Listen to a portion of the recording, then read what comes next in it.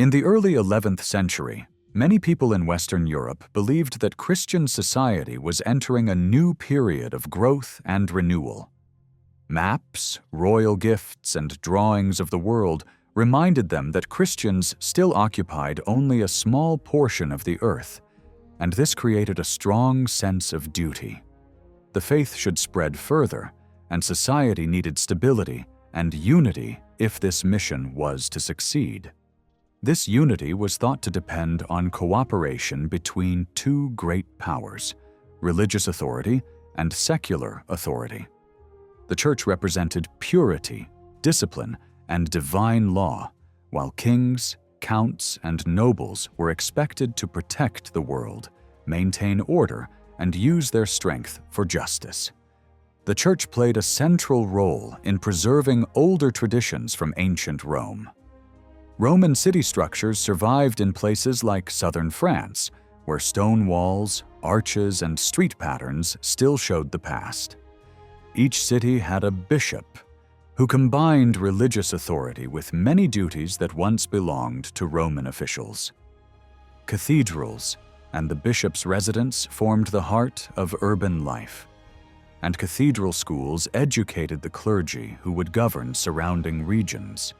Bishops supervised priests in rural areas, corrected errors in belief, punished serious moral faults, and relied on trusted local men to report crimes or forbidden relationships. Even with this authority, they faced resistance. Noble families had their own long-held customs about marriage, honor, and vengeance, and these did not always match Christian teaching. Ordinary people also kept older rituals, healing charms, magical practices, festival dances, and folk beliefs that priests tried to suppress but rarely eliminated. There were even groups who called themselves Christian but rejected church authority and its sacraments. Inside the church itself, cathedral clergy sometimes resisted the bishop's power, and old Roman administrative traditions survived unevenly. At the same time, monastic life was becoming one of the strongest forces in the Christian world. Many monasteries had been founded during the Carolingian age, but reforms brought much stricter discipline. Monks lived in enclosed communities, led by an abbot, spending their days and nights in prayer and self-denial. Because they lived in celibacy and withdrew from everyday life, people believed that monks stood closer to heaven, and their prayers helped the living and the dead. Large monasteries such as Cluny gathered immense land, wealth, and prestige, and became centers of learning, art, and building. Their increased power led them to seek independence from bishops, and the Pope supported them because it strengthened his claim to universal authority. This growth created rivalry. Monasteries claimed spiritual superiority, bishops defended their traditional rights, and the structure of the church became more complex. Some thinkers argued that monks should guide not only ordinary Christians, but also bishops and rulers because of their purity and dedication. Others believed that political authority must follow a sacred hierarchy in which the spiritual level always stood above the secular. Alongside this spiritual world was a structured system of worldly power. Young nobles were raised in princely households, trained in both religious knowledge and military discipline. Warriors formed an organized group responsible for maintaining order and protecting the weak. Around the 10th century, the term knight began to appear in official documents, showing that these armed men were part of a public service connected to the wider political order. They carried swords, symbolizing a share of authority, and were expected to enforce justice. Ordinary people, in contrast, did not hold such authority and were described simply as the poor, a general term for subjects without political power. This system depended on close bonds. Lords trained young nobles who later served loyally in governing cities and surrounding lands. Authority flowed downward, from God to the Pope, from the Pope to the Emperor, from the Emperor to rulers and knights. Each group had its own place: monks at the spiritual level, clergy and nobles at the intellectual and administrative level, and warriors at the practical level of enforcing peace. In the early 10th and 11th centuries, writers saw the Old Western Empire as a collection of many different peoples, each with its own laws and traditions. Gaul, what we now call France, was only one part of this larger world, and even within Gaul there were Franks, Burgundians, Aquitanians, Bretons, Normans, Flemings, and many others. Many educated writers, especially those from Frankish regions, believed the Franks were the leading people in Christendom. This belief rested on memories of Clovis's baptism, the alliance between Frankish rulers and the papacy, and the legacy of Charlemagne. Over time, people came to think of the empire as something that existed mainly so the Franks could protect the church and uphold justice. Around the year 1023, the kings of West and East Francia agreed to work for peace along their shared border. Their kingdoms had once been part of the Carolingian Empire, created in 843, but by Ralph Glaber's time, most of the Middle and Eastern regions had been absorbed by the German king, who also claimed the imperial title. Only Lorraine still connected the Frankish past with the new German rule. Areas like Vienne and Arles had once been kingdoms, but their old status had faded, which would later help the French monarchy rise more easily. For people in the West, Francia meant the kingdom ruled from Paris and Orleans, the land of Clovis and Charlemagne. Reims was central in this memory because it was the place where Frankish kings were baptized and crowned. Monasteries preserved stories about Charlemagne, sometimes even forging documents in his name. By the year 1000, Western Franks had a strong sense of identity, while Eastern regions increasingly called themselves the Kingdom of the Teutons. In the West, writers treated Gaul and France as almost the same thing. The idea of kingship came from both Roman and biblical traditions. Roman emperors had once given the title king to leaders within the empire, granting them power while still keeping them inside the Roman system. Churchmen, however, used David and Solomon as their models, though they warned Frankish kings not to repeat those figures' moral mistakes. Frankish kings were surrounded by bishops, were crowned with sacred oil, and were placed at the top of society alongside church leaders. Their anointing at Reims gave them a priest-like character and was believed to give them divine wisdom. Only kings and bishops received such anointing, marking them as superior to nobles and warriors. Yet kings were still subject to divine law, and bishops often used this to challenge royal behavior, especially in matters of marriage. Despite these tensions, the alliance between kings and bishops remained the heart of the political order. In every city, the bishop ranked above the count. Unlike in Germany, French kings never fully turned bishops into territorial princes, which later prevented the church versus empire conflicts that shook the German world. Kingship also depended on loyalty. Kings relied on bishops and leading nobles to keep order, advise them, and enforce their authority. Writers stressed that kings needed the faithful service of the realm's major lords. Frankish kings recognized no earthly superior and treated the German emperor as an equal. Some thinkers even argued that earlier Frankish rulers had held both royal and imperial authority at once. Succession was not always simple. Although royal bloodlines were seen as sacred and often traced back to legendary Trojan ancestors, the kingdom was not divided among brothers after 843.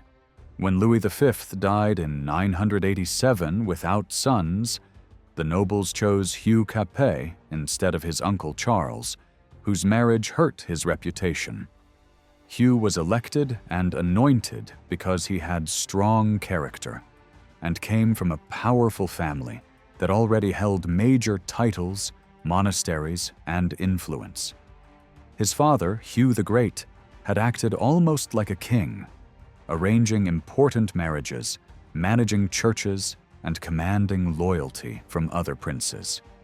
When Hugh Capet became king, he simply moved from ruling his own duchy to ruling the wider Frankish kingdom.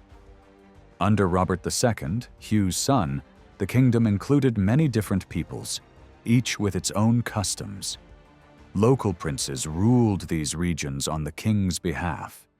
They held royal lands, oversaw castles, and had rights similar to the king within their territories. These large principalities grew gradually from earlier frontier regions created during the Carolingian Wars.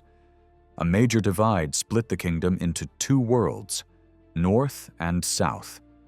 North of the Loire and Saône, Frankish influence had shaped society for centuries. South of that line, Roman traditions remained stronger and social patterns were different. This deep cultural divide would influence French history for centuries.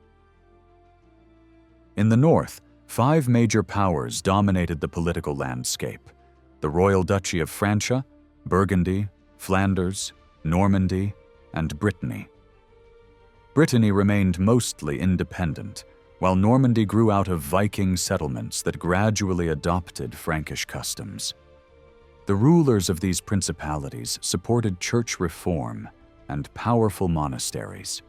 Beside them, many lesser counts also gained nearly independent power at the edges of these regions by the end of the 10th century. In western Francia, northern and southern regions developed in sharply different ways around the year 1000. In the north, new counts rose to power near Normandy and Brittany, while the Duke of Francia's authority gradually shifted south toward Orléans because neighboring lords such as the Counts of Blois, Anjou, and Le Mans became increasingly strong. The Count of Blois became especially dominant, taking Tours, expanding eastward, and presenting himself as second only to the king.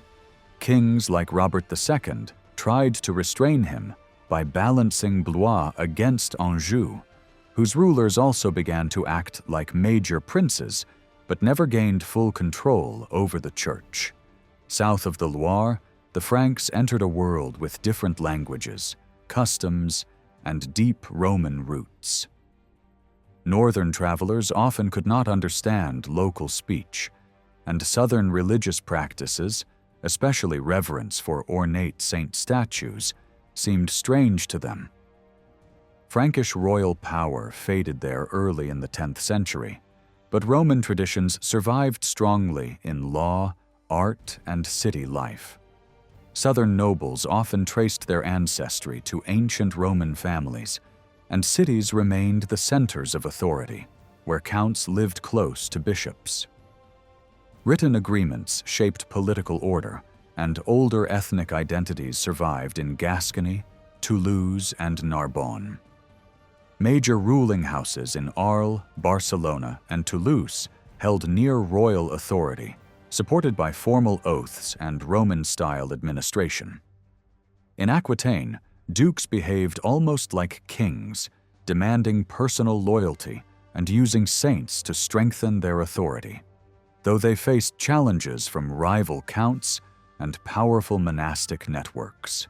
Ralph Glaber viewed the age around 1000 as chaotic, but also full of rapid progress. After a severe famine in the early 1030s, population increased, crops improved, and more silver and gold circulated. Towns revived, churches were rebuilt on a grand scale, and trade expanded. Earlier invasions had broken old structures, allowing wealth to flow more freely, and a mild climate supported rising production. Changing family patterns encouraged fertility, while improvements in plowing, mills, and crop rotations boosted agricultural output. Regional growth differed. The south grew steadily, the north more dramatically, and additional wealth entered from England after 1066 and from contacts with Spain and Italy. Prosperity also brought tension. Simony spread in the church. Noble families manipulated appointments, and younger sons, excluded from inheritance, caused conflict. Heretical movements emerged among educated groups who rejected wealth, hierarchy, and violence, imagining a pure and equal community. Authorities crushed these movements harshly. Social unrest also appeared among peasants and townspeople. In Normandy, sworn peasant associations resisted new taxes and were brutally punished. In central France, attempts to resist abusive lords failed quickly. In 1069 at Le Mans, a broad uprising against new taxes ended in executions and mutilations, showing how dangerously rigid and unequal society had become. To understand why these tensions rose, we must look at the transformation of rural society. As foreign invasions faded toward the end of the 10th century, armed nobles turned their focus inward. They used their weapons not against Vikings or raiders, but against ordinary people who were becoming wealthier than before. In the countryside, older patterns of settlement survived. Communities were divided into districts where free men met to discuss disputes. Many of the gatherings later labeled as conspiracies were in fact these traditional assemblies. Villages were organized into clusters of houses and small enclosures where families lived, stored food, and kept animals. These fixed communities made it easier for lords to impose control, collect dues, and enforce obligations. Life inside these settlements varied dramatically. Some families owned more land or tools, others lived in conditions close to slavery. In many places, the old system of servitude remained intact. Households descended from former slaves were tied to a master by birth. They owed him unlimited labor. He controlled the marriages of their daughters, and he took their possessions when someone died. These families were practically extensions of the lord's household. Their daily work supported the large domestic centers that archaeology reveals. In contrast, other regions had clusters of independent farmers, especially where the population was thinner. Most peasants, however, lived in a relationship of dependency marked by regular offerings to their lord. At major festivals, they gathered in procession, bringing small gifts, coins, wine, bacon, symbolizing loyalty. In return, the lord hosted a feast and displayed his authority. This mirrored the structure of the wider political world, in which major nobles owed allegiance to the king. At the start of the 11th century, this system began to split into two sharply opposed groups: those who ruled and carried weapons, and those who labored and were considered poor. The middle layers of society, the moderately prosperous families who once stood between the great and the lowly, were squeezed out. A few rose into the ranks of local elites, but many slid downward until they were indistinguishable from the dependent classes. This widening divide produced anger and instability. It is no accident that the sworn alliances of rebels in Normandy and Maine came from this middle group, who felt abandoned and excluded. Meanwhile, powerful nobles expanded their authority, and the area in which public power had once been shared fragmented into many small zones of private rule. Because written evidence from this period is extremely limited, we can only form a faint picture of how social change affected rural communities. What we can see is that population growth placed enormous pressure on the land. After the early 12th century, Bread became the main food for most people, which meant more fields had to be plowed and sown. As cultivated land expanded, the open spaces that had once supported wild food, pasture, and seasonal movement shrank. Families who had moved from place to place earlier now became anchored to the land, settling in areas that had already been cleared and improved. We find examples of former wanderers choosing a permanent home, marrying, and establishing long-lasting local lineages under the authority of local rulers.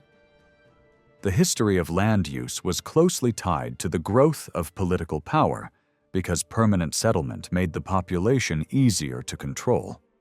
Modern historians have proposed different ideas about how rural settlement developed in Europe. Some argue that simple, fragile houses allowed communities to stay mobile until the 11th century. Others believe that scattered families were gradually forced into permanent clusters, often gathered around a hilltop stronghold. Later research combined both ideas, suggesting that the late 10th and early 11th centuries saw a general shift toward fixed villages. Huts that were once scattered across the countryside began forming compact groups, sometimes fenced or walled, and granted local status. These early villages became centers for managing surrounding land, which was divided for crops, pasture, vines, and shared resources. A central point, such as a fort, or more commonly, a small church with its burial ground, held the community together. Over time, the graveyard moved from the edge of settlement to a position beside the church, creating a new kind of social unity between the living and the dead. Evidence for early villages is scarce before the 14th century, since surviving documents are few and place names often misleading. Archaeology helps, but digs are expensive, limited, and hard to date precisely. Even so, the material suggests that settlements were not as mobile as once believed. Temporary buildings may have been flimsy, but the enclosed plots around them had legal identity and often remained in use even after being abandoned for a time. These enclosures enriched the soil through constant human and animal activity, supporting vegetables and small-scale farming long before the surrounding fields became stable or permanent. Gradually, enclosed fields and vineyards became long-lasting features, while shifting pastures continued to exist on the edges. Different regions developed at different speeds, a fact still visible in the landscape today. Normandy, for example, shows a pattern unlike that of Provence, where ancient estates survived. In some southern regions, clusters of houses gradually replaced older settlement forms. In the region around Cluny, in eastern France, long-standing Roman sites shaped the pattern of later villages. Even here, however, records show that between the 10th and 12th centuries, people deliberately chose new settlement sites while abandoning others. Many small hamlets and farmsteads disappeared as families concentrated around certain points. The changes were not driven by new farming methods, but by the demands of local lords who encouraged people to live near castles, churches, or monastic estates. Some areas were emptied so that a single estate could take over, as happened when an entire community gave up its land and a monastic farm replaced them. In other places, new villages formed near fortresses and workshops, attracting peasants who sought safety or opportunity. Similar developments occurred around monasteries, where small towns emerged beside the gates. Sometimes the most powerful attraction was the cemetery itself. These sacred enclosures offered safety from violence and protection from forced taxation. Villages occasionally abandoned their earlier homes to settle within reach of this sanctuary, especially if the local lord agreed to respect its peace. Later in the 12th century, some settlements grew because lords offered tax relief to encourage new arrivals. This long and complicated transformation did not happen everywhere at the same time. By the mid-13th century, the hilltop villages of the Mechonis region had already taken their final form, while nearby lowland areas were still dotted with isolated farms. In parts of northern France, archaeological evidence shows that tightly organized villages existed as early as the 7th or 8th century, complete with graveyards and central meeting points. In some places, the construction of defensive earthworks helped pull families into closer communities. At every stage, we must distinguish between religious and secular influence. The parish system appears to have been the earliest organizing structure in many rural areas. These parishes united families who lived around the graveyard and church, forming the basic social unit of the countryside. The importance of protecting the dead played a major role in shaping the settlement pattern. Long before written rules were issued, people were already gathering their burial grounds beside the church, where priests could supervise rituals and reduce lingering pagan customs. Despite repeated efforts by church authorities, older practices survived well into the later Middle Ages, showing how strong village traditions were. Even so, the parish became the key framework for rural life. Documents show that it helped organize communities as early as the Carolingian period, and was firmly established in other regions by the 10th century. During the era of religious reform in the 11th century, the parish structure grew stronger, partly because church leaders needed stable communities to resist new ideas and reorganize spiritual life. Rural churches were rebuilt, their grounds marked clearly, and their cemeteries declared protected spaces. These sacred zones offered shelter for peasants in times of danger and became anchors for new settlement. As new churches rose across the landscape, they guided the shape and growth of the medieval village, linking faith, land, and community into a single shared identity. When we look at this period, we see that one of the main priorities of secular rulers was to push farming into lands that had not yet been cultivated. From the late 11th to the 13th century, many lords realized that forests, marshes, and wastelands could become very profitable if they were cleared and settled. They tried to attract new families by offering lighter dues than those paid in older villages. Once a settlement was agreed, they planned the plots in advance and laid out streets and house sites. Many places called Villeneuve date from this expansion. In some of these, houses were grouped tightly together. In others, they stretched along a long main street. At the height of this movement, new villages appeared in great numbers, even if later clearances became less organized. At the same time, lords increased their influence over existing villages. After the year 1000, they often built walls or defensive works around settlements, or created markets and fairs there, which brought them steady income. Sometimes a completely new center grew at the expense of neighboring hamlets that slowly emptied. In the southwest, new fortified settlements appeared, while in other regions, small urban centers grew up near castles or monasteries. These places might start as military outposts, but very quickly their weekly markets became their main feature, drawing in traders, craftsmen, and peasants from the countryside. Political power and village structure were closely connected. The pattern of settlement was not accidental. It was shaped by lords who owned land and by the church, which controlled sacred space. There was a growing effort to distinguish what belonged to the spiritual world from what belonged to worldly power. Church councils ordered that the altar should be placed in a separate holy space, and that each church should be entrusted to a patron who chose the priest. The local priest had a strong influence on the community. He looked after the sacred lights and banners, buried the dead, baptized children, and promised salvation to the living.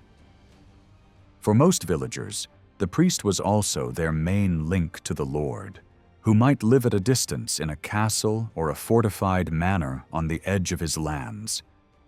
This physical separation between the Lord's residence and the village underlined the social distance between ruler and ruled. Yet we must also see how village communities themselves were changing. As trade and markets grew, peasants began to receive and pay in money, not only in kind. Craftsmen in the small towns near castles and monasteries, such as blacksmiths, saddlers, and carpenters, no longer depended only on the Lord. They also worked for peasants who sold surplus produce. By the end of the 11th century, this created a visible gap between richer and poorer households in the countryside. Some families prospered and others struggled. At the same time, shared use of fields, commons, and paths forced the villagers to cooperate and to think of themselves as a community. In some regions, rules were laid down to limit where people could settle and how the land could be used, which encouraged collective management of fields and pastures. All these practices strengthened the sense of the village as a unit, centered on its church and distinct from the Lord's private world. The parish church stood at the heart of this shared life. Here the dead were buried side by side, children were baptized in the same font, and the men of the village gathered to hear the priest and join processions asking for rain or protection. The sanctuary lamp burned for the whole community. The Lord, by contrast, often prayed in his own private chapel, served by his own chaplain, which was further proof that he wished to remain separate. For the peasants, the church was the only strong stone building in the village, and in times of danger they brought their food and goods into its tower for safety. Old customs of mutual help, village feasts, and brotherhoods grew around this sacred center. At first, church authorities worried that such gatherings might encourage rebellion, but over time they accepted village brotherhoods and even gave them responsibilities, such as maintaining the church and distributing charity. The power of the Lord was still felt everywhere in daily life. He collected tithes and other dues, owned most of the land, and controlled much of the farming calendar. He could decide when harvest should begin, when people must come to work for him, and how common resources such as woods, pastures, and water could be used. He might forbid villagers to graze their animals in certain areas, or reserve the best acorns for his own pigs. He charged fees on milling, baking, wine pressing, and many other activities, and enforced his rights through courts, fines, and punishments. Between him and the peasants stood a layer of local agents, foresters, stewards, bailiffs, sometimes even the parish priest, who were often from humble backgrounds, but had risen through loyal service. These men used their position to improve their own status and wealth, and by the early 12th century, some behaved and dressed very much like minor nobles, riding armed on horseback. Their ambitions worried the higher nobility, but for ordinary villagers they were often the most immediate and resented face of authority. In this situation, village solidarity became essential. If peasants wanted to defend themselves, they first had to settle small disputes inside the community and avoid being dragged into the Lord's court. They held meetings to decide how much each household would contribute for taxes or protection payments.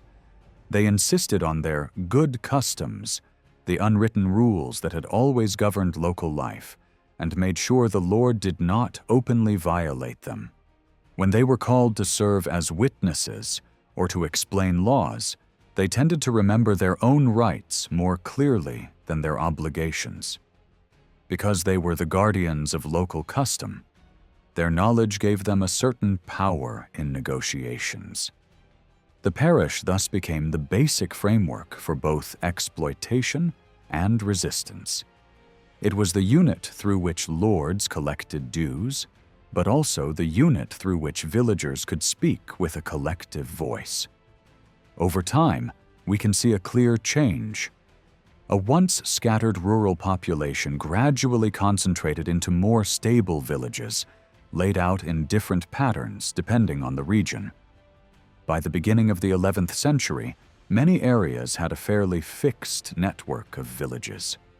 Reforming churchmen hoped to make the poor the foundation of a peaceful society and encouraged them to swear oaths to keep the peace. Kings later used the same parish structure when they wanted to weaken overmighty lords. Chroniclers tell us that priests and their parishioners sometimes took part in attacks on abusive castles, showing that the parish community could be a real political force. As time went on, the customs of each area were written down and turned into local law. Lords and villagers together helped to fix these rules in writing to reduce endless disputes and to protect established rights. Words like franchise, commune, and liberty appeared in this context and kept their emotional power for centuries. With ongoing agricultural growth, improved church organization, and more regular pastoral care, peasant communities slowly gained more influence. By the reign of Louis IX, it had become common to identify a person by the name of their parish, and in many places people started to confuse the lordship with the village itself.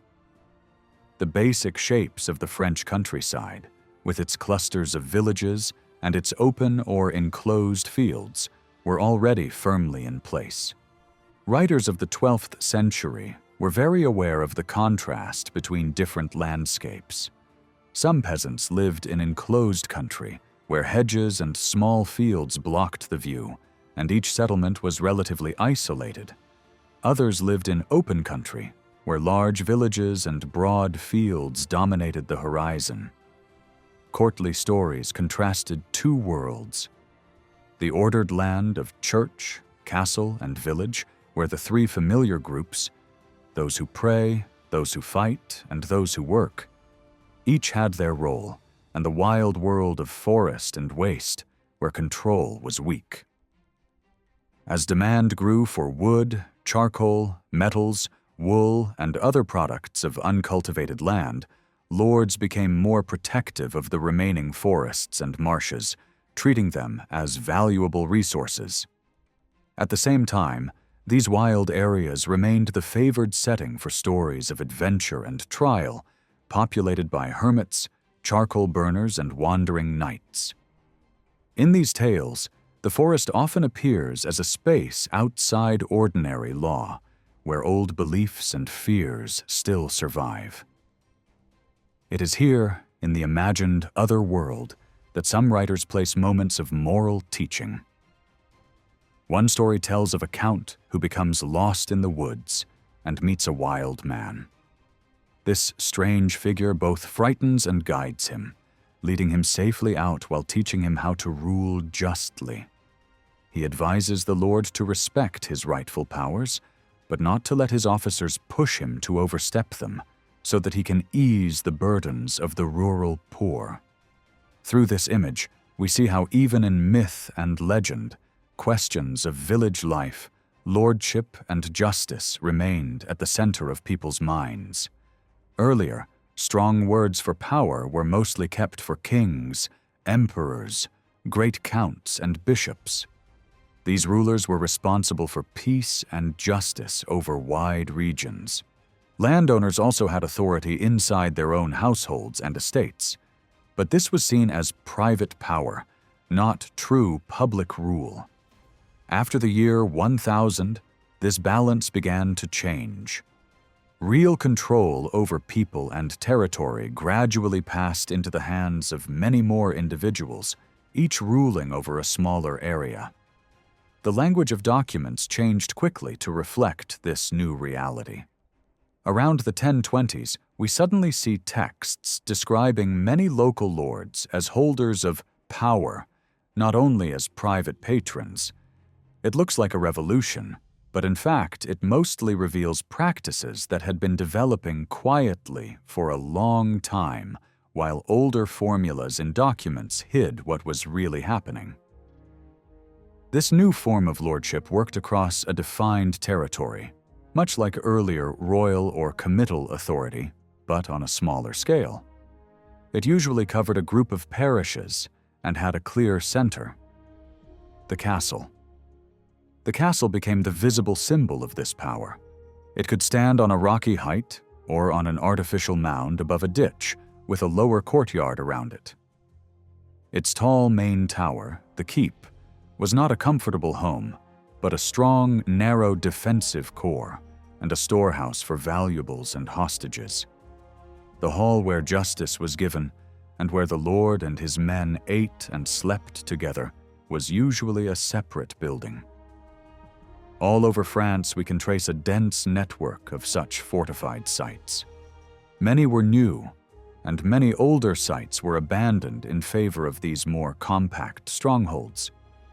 Excavations show just how many mounds and small castles were built, especially in the 11th century. Written sources mention only a fraction of them. In some districts, dozens of mottes stood within a small area. It is not likely that all of them kept the peace over large territories. Most were the bases of local lords whose authority was quite limited, though very heavy for the people under them.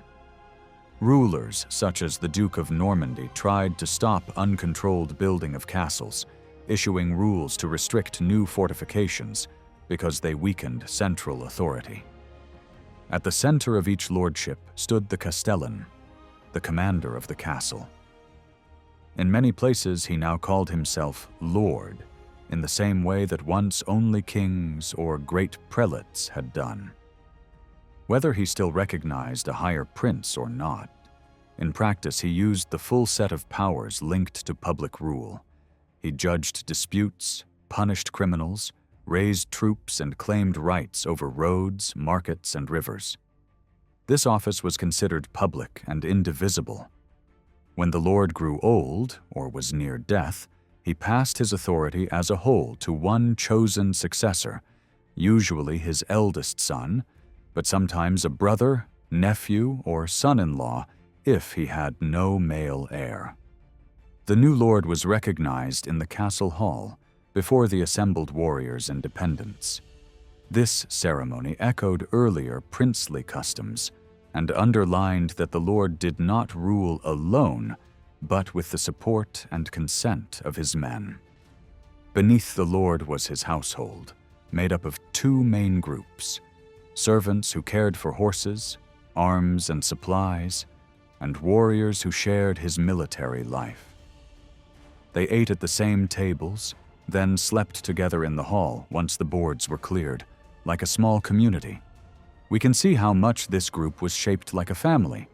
The lord was called master of the castle and often treated as a father, and the knights were bound to him by ties of loyalty and affection, as well as interest. Many were close relatives or bastards of noble blood. Others were young men sent into his care from neighboring families. Their names often carried nicknames that were passed on to their descendants, which helped to create a strong group identity. At the same time, life among them was tense and competitive. Ambition, rivalry, and suspicion were constant, especially at moments of succession. When a new lord died suddenly, people often suspected his household because there were many possible heirs among his warriors. Not all mounted fighters were the same. We can distinguish between the permanent garrison, who lived at the castle all year and depended entirely on the lord, and a second group of knights who had properties of their own and only came for fixed periods of service. The first group were of lower standing and were seen as simple household soldiers. The second group held land and a title, and were tied to the castle by an agreement that required them to take turns guarding it and fighting when called. In return, they received hospitality, a small income and regular gifts from the Lord. These gifts, which we can think of as a fee, were less important for their value than for what they expressed: a personal bond, honor, and status. Over time, some of the Lord's own household warriors were rewarded with marriages and land, so that they joined this more privileged circle of landholding knights.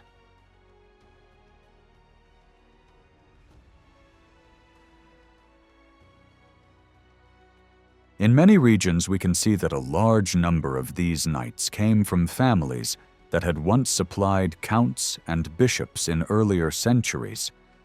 With the rise of local lordship, their former public roles were broken up, and their power became more local. But their noble birth still placed them well above the rest of the population. Those who did not control castles of their own served in nearby strongholds and became part of the regional military elite. Their houses, often surrounded by small ditches or banks and standing beside a parish church, formed little islands of authority inside the wider lordship. They were mostly free from many of the dues and services that ordinary peasants had to pay. Together with the castellan, they formed a true ruling class. They lived off the work of the villagers and shared the profits of lordship. This class was not fully closed, since some families rose into it through successful service, but it was hereditary and therefore very stable. In fact, the number of noble families in some parts of northern France does not seem to have grown very much in the 11th and 12th centuries. There may even have been a slight contraction. We can explain this by looking at their marriage and inheritance strategies. The great princes had already developed a strict rule: their authority must not be divided. Only one male heir inherited the full command of the principality. A similar pattern was then adopted at lower levels. Heads of noble houses tried to marry off all their daughters to form useful alliances, but they were much more careful with their sons. Unless new land could be found, only one son was given a wife and a separate household. The others were placed in the service of other lords, often from a young age, or directed towards the church. This helped to keep the main estate intact, but it also produced a large group of restless younger men trained for war. These younger sons, often called young men in the sources, were a permanent source of tension. They did not usually return to their father's estate, but stayed with their patron, hoping one day to receive land and a marriage. They were the core of every lord's military strength and gave him prestige, yet their energy made him more aggressive and inclined to seek conflict and plunder. Many illegitimate children also entered this circle, especially those who could not be used for church careers. In this way, each noble house helped to feed a floating population of armed youths who were both necessary and dangerous. The system kept tight control over who could become a knight and carry a sword. Almost all came from noble bloodlines, which meant that peasants were firmly excluded from this level of power. The structure that grew out of the crisis around the year 1000 therefore produced a society dominated by a small warrior elite, held together by bonds of family, service, and shared interest, but always at risk of violence from within. In the documents of the 11th century, writers described society in very simple terms. They said there were only two groups: the armed followers of the rulers, known as knights, and the peasants who worked the land. Peasants, no matter where they came from, lived under the complete authority of the local lord. Some were long-time residents, Some were newcomers required to show public obedience, and others were travelers who temporarily accepted the Lord's protection. Because these people had little ability to defend themselves, they were often called the poor. The lord who controlled the castle was responsible for their safety. He had to punish crimes like murder, theft, rape, arson, and betrayal, and he did this through public justice. No one was above this justice, not even minor nobles. In return for protection, peasants had to support the lord's power. They were expected to march behind the mounted warriors and join local defense efforts. Although they were officially unarmed, they carried whatever weapons they could, which often made nobles fearful of revolt. Most of all, they owed heavy labor. Peasants built fortifications, dug defensive ditches, raised mounds for castles, and cut wood for walls. A small castle could take dozens of men many weeks to build, but sometimes entire communities were forced to finish one in only a few days. When lords needed mining crews to break through enemy walls, these workers came from the village population. Their tasks were essential in wartime, yet chroniclers often portrayed them as crude or unreliable. Many peasants also had regular duties at the castle, such as guarding parts of the structure during certain months. The concentration of forced labor in these places may help explain why so many castles were constructed during this period. The most important obligations, however, were the payments peasants owed to their lord. These dues grew into a complex system of local charges and traditions. Religious leaders, who also controlled lands and castles, demanded the same payments when they took over an area. When churchmen tried to cancel certain dues collected by their rivals, it was usually because they wanted those payments for themselves. Although some charges were later described as unfair, many had originally been accepted as normal. The amount peasants paid was shaped by a constant struggle between the profit-seeking lord and the community's attempts to resist. In many ways, these payments were seen as the cost of security, much like taxes in a modern state. Many local rights also had very old roots. In the past, officials traveling for public service received free lodging and supplies. Over time, this turned into the right of a lord to stay in the homes of his subjects whenever he wished, a custom that became heavy and destructive for communities. Tolls on roads, bridges, and waterways grew from earlier public fees meant to support safe trade. What truly changed was that these powers were now in the hands of lesser officials appointed by the castle lord, men who often demanded more than their predecessors. As villages became wealthier, the dues increased as well. Yet because these payments were made collectively, peasants could sometimes resist excessive demands. These obligations also shaped the structure of society. They gradually erased older differences between free peasants and those of lower status, because everyone in the village paid the same charges. At the same time, they deepened the divide between the peasants and the privileged groups, who were exempt from such burdens. This created two opposing worlds: the working majority and the armed elite who claimed honor, privilege, and independence. The land controlled from a castle formed a district in which order was enforced through power. The commander of the castle was seen as the master of all who lived or traveled there. In daily speech, he was called Sir, a term that expressed both age and authority. Knights living under his command also followed rules, but they did so by choice.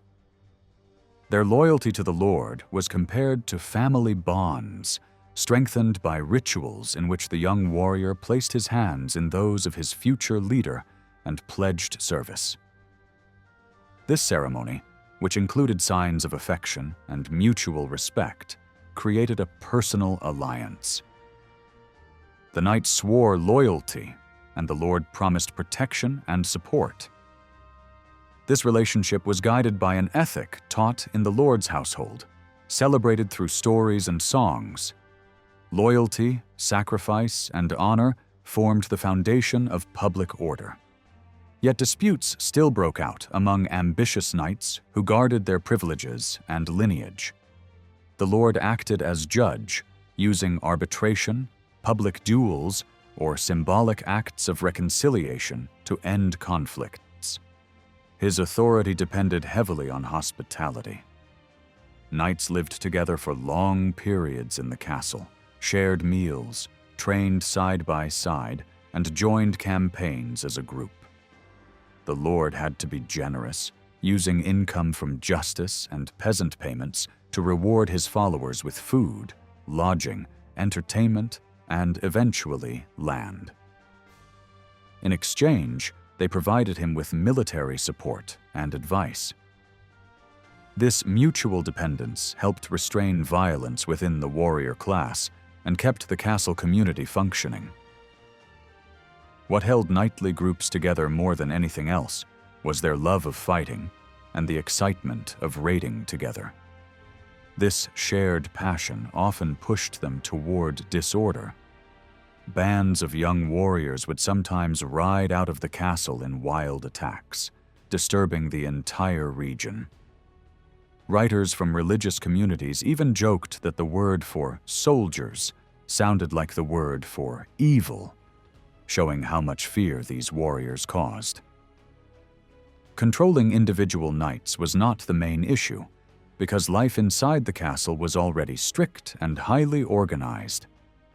The real problem was the culture of aggression itself. Raiding was treated as a source of pride, and that attitude caused constant tension across many lordships in France.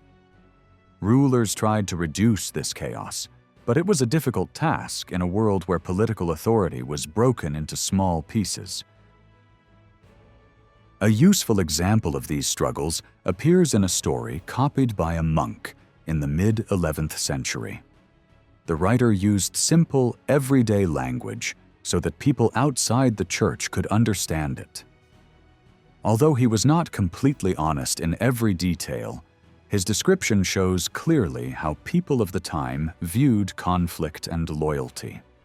His story describes the long and bitter conflict between a powerful Castellan named Hugh of Lusignan and the regional ruler, William of Poitiers.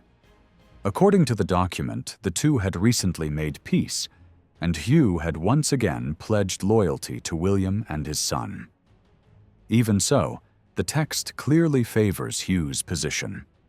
It was meant to record the terms of their agreement, but also to provide reasons for future complaints if the peace failed again. Written texts were becoming more important at this time, even though public ceremonies still carried the most weight. William of Poitiers, often celebrated in other sources as a strong and successful ruler, appears very differently here. In this account, he breaks his promises, uses deception, and struggles to control violent disputes throughout his lands. The writer describes a region full of burning houses, captured castles, mutilations, and constant warfare. The deeper problem behind these conflicts was the breakdown of the older political system. Power had been divided into small units controlled by local lords, each ruling from their own castle. These castles were not only military bases, but also centers of wealth and authority. They included the buildings, the knights who defended them, and the rights they exercised over the surrounding villages. Because castles symbolized power, they were frequent targets. Many were burned, captured, or rebuilt again and again. Knights inside were often killed or crippled, so they could never fight again. These attacks showed how fragile local authority had become. Although William was the regional prince, he did not truly control the violence. Yet he was responsible for trying to keep the peace. After each raid, he arranged meetings to halt the fighting. These gatherings were formal attempts to settle disputes through negotiation, combined with temporary truces. At these meetings, the leaders of both sides were brought together to shake hands and declare peace in front of witnesses. Bishops and other officials confirmed the agreements, and hostages or pieces of land were often exchanged to guarantee that both sides would respect the terms. Even so, many of these agreements failed.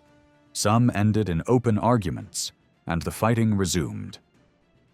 Although the Count could forbid agreements made without him, he was far from fully in control. Maintaining peace required constant military shows of force, quick negotiations, and repeated attempts to bring enemies together. The Count also claimed the right to control castles across the region. He decided who could hold them, and could even override inheritance customs. These decisions often angered local families, especially when a nephew or son was denied his expected inheritance. To prevent any single lord from becoming too powerful, William preferred to divide castle rights among several followers. This policy created even more disputes, as rival groups fought over who had the stronger claim. Although the prince's authority had ancient roots, he often had to rely on personal alliances and private agreements to maintain influence. These practices marked the early development of a political order based on personal loyalty, which later grew into what we call feudalism. The document ends by describing Hugh of Lusignan's acknowledgement of his position as the loyal follower of the Count of Aquitaine. Interestingly, the writer uses a different word for Hugh's own knights, showing that the bond between a prince and a castellan was considered different from the bond inside the castle itself. Despite the clear bias of the text, it reveals the extraordinary importance of personal loyalty. The relationship between lord and follower was portrayed as a bond of trust, friendship, and deep obligation. A follower expected his lord to act honorably, and the lord demanded absolute devotion in return. The ruler could even order his follower to pledge loyalty to other lords if it served his political needs. Hugh himself had to accept several additional lords, including neighboring rulers and the Bishop of Poitiers. These layered agreements were used to strengthen alliances, control territory, and manipulate rivalries, even though they often created resentment and confusion. Every knight in this world expected something real in return for his service. Loyalty was not just about honor and glory. It was also about getting a wife, a castle, or a share in a lordship. Service without reward had no meaning. The Count of Poitiers controlled many strongholds, but in reality he had to hand them out to his followers if he wanted their support. If he kept promising rewards and did not deliver, his own knights could turn against him and seize castles by force. The most dangerous enemies of a lord were often disappointed knights who felt cheated and betrayed after waiting too long for his generosity. This is exactly what we see in the story of Hugh of Lusignan. He explains that he began to distrust the Count because he had seen too many tricks and broken promises. He believed the Count had repeatedly failed in the duty of trust that a lord owed to his closest follower, especially by refusing to give him castles or shares in castles that he thought were his due.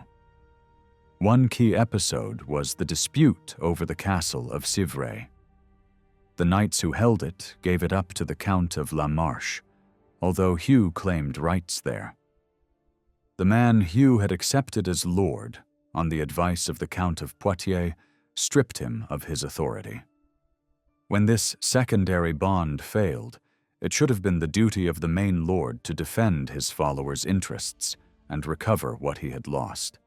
In practice, he could often only try to mediate and bring the sides back together.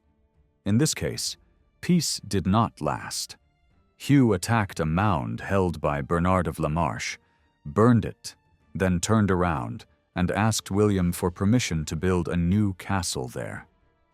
That site, however, belonged under the authority of the Count of Anjou. William answered cautiously and ordered Hugh to stop. Long discussions followed, and fine promises were made. But in the end, Hugh lost patience. He told his lord that the promises were empty, and that he no longer wished to be his man if the Count continued to block his interests. Hugh finally agreed to withdraw his garrison from the disputed castle, but in his eyes, this also released him from his oath. If his lord would not defend him, then the vow of loyalty no longer bound him. The castle he had taken had given him the strength to resist, but once he gave it up, he claimed the right to free himself from obligations towards the Count of Aquitaine. What is striking, however, is that Hugh soon tried to repair the relationship and return to the Count's service. This tells us that the territorial prince still stood above the rest. It was unusual, even abnormal, for a knight to live without a higher lord. In the framework of a principality, as in the kingdom as a whole, everyone accepted that a man trusted with a castle, which was a kind of public building, had to be linked in some way to the person responsible for peace in the region. Even so, Hugh insisted on extra reward if he was to serve again. The Count felt strong enough to refuse him sharply, saying that even if the whole world were his, he would not give Hugh anything more. The break between them was then acted out publicly in the Count's own castle at Poitiers. Hugh stood before everyone and formally challenged his lord, asking for what he believed to be his rights, and being refused. All present listened carefully, because this was a time when spoken words in public were binding. Hugh declared that he defied the Count, but he carefully limited this defiance. He did not raise his hand against the city of Poitiers or the person of the Count as public ruler. He was not attacking the Count's official authority or the peace of the city. Only the personal bond of love and friendship between them was broken. Service became hostility, but only on a private level. The word used for this is private war, a personal conflict, not a revolt against the public order. In this private war, both sides tried to use force to strengthen their position for later talks. William seized everything that Hugh's men held by public authority. Hugh replied by capturing a lightly defended fortress so that he would have something to bargain with. Fighting gave way to negotiations, and both sides entered a formal dispute where the central question was the gift Hugh demanded: a castle and the authority tied to it.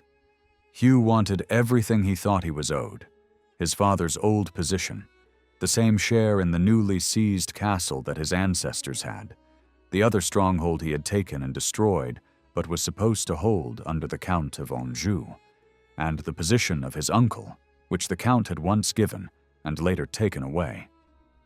The Count refused almost all of this, except for his uncle's lordship. Their dialogue is revealing. Hugh admitted that he feared further harm, since the Count had wronged him many times.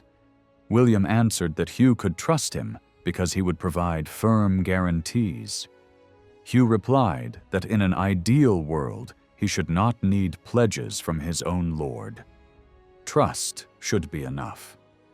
Eventually, he humbled himself and asked only that the Count promise on the cross of Christ not to impose anything harmful on him. The agreement they reached said that the Count and his son placed their trust fully in Hugh, received him again as their close follower, granted his demands, and restored his uncle's lordship as it had been held a year before his death.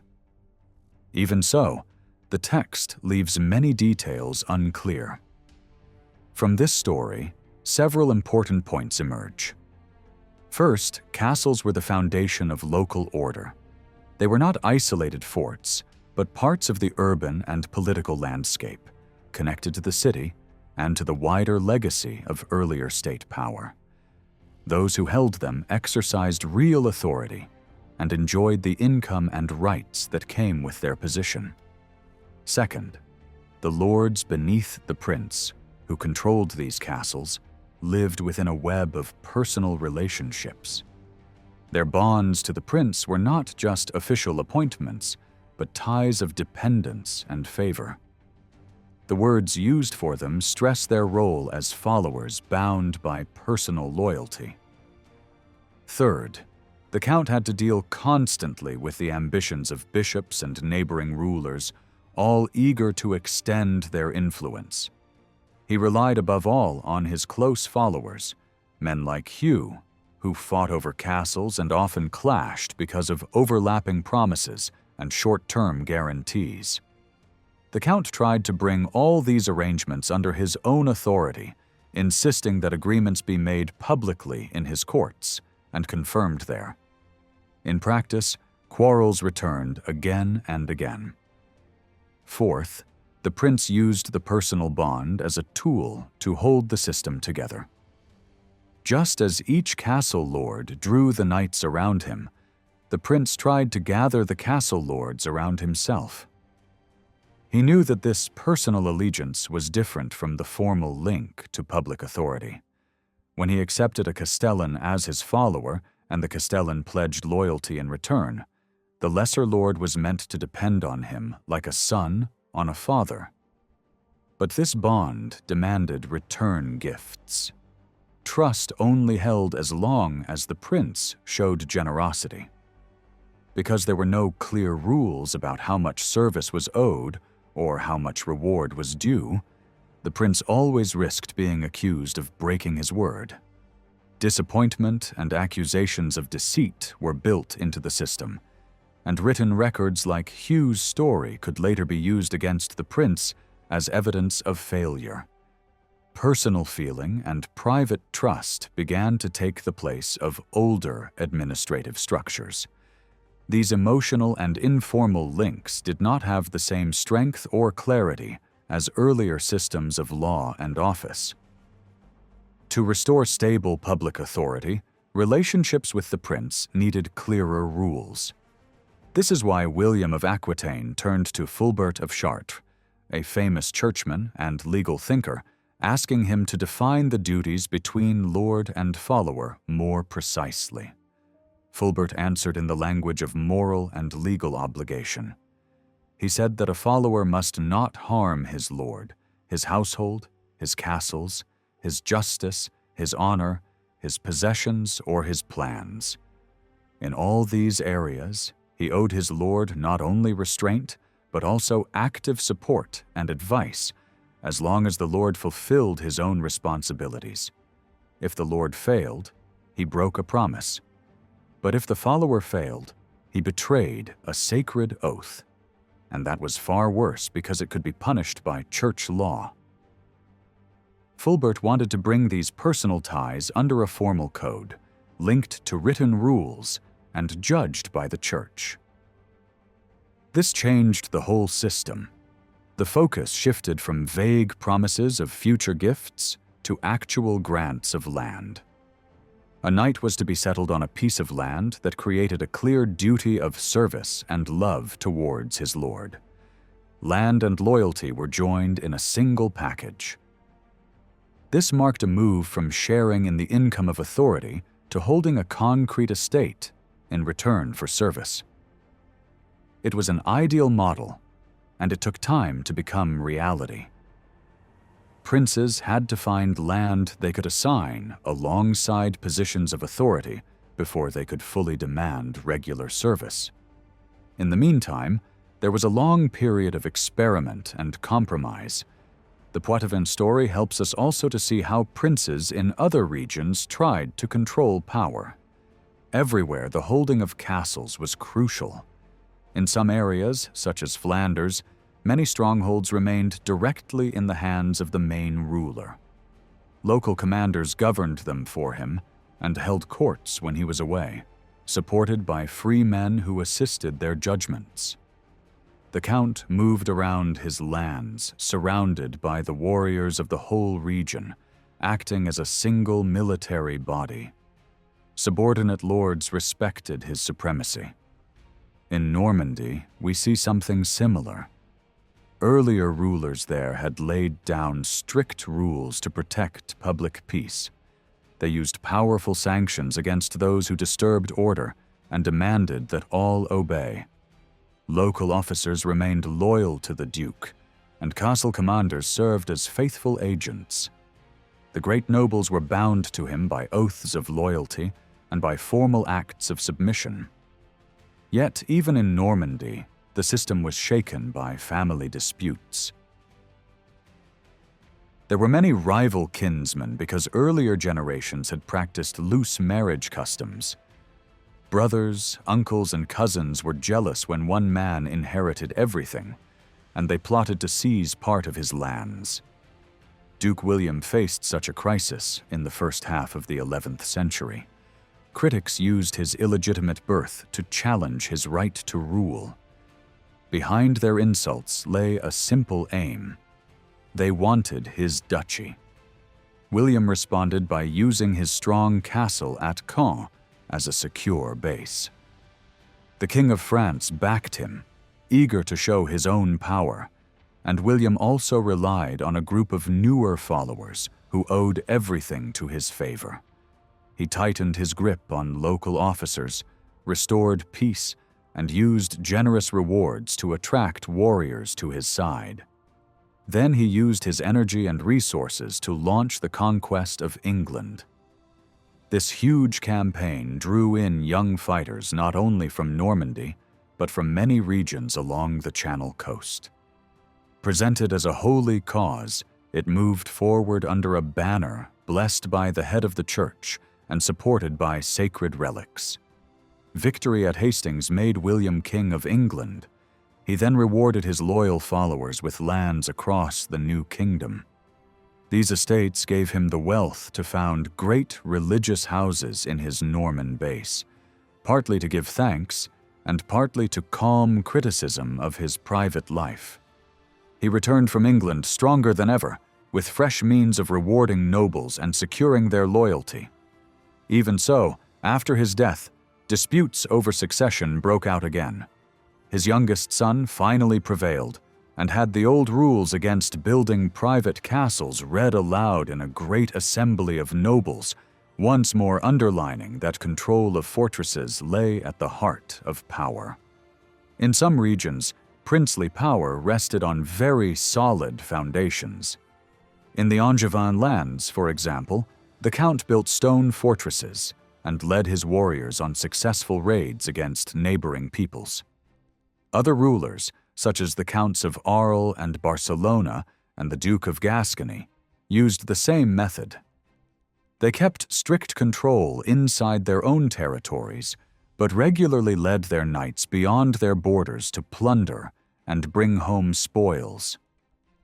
When enemies appeared nearby, their position actually became stronger, because danger gave them a good excuse to strike first, seize castles on the frontiers, and present themselves as liberators of the surrounding countryside.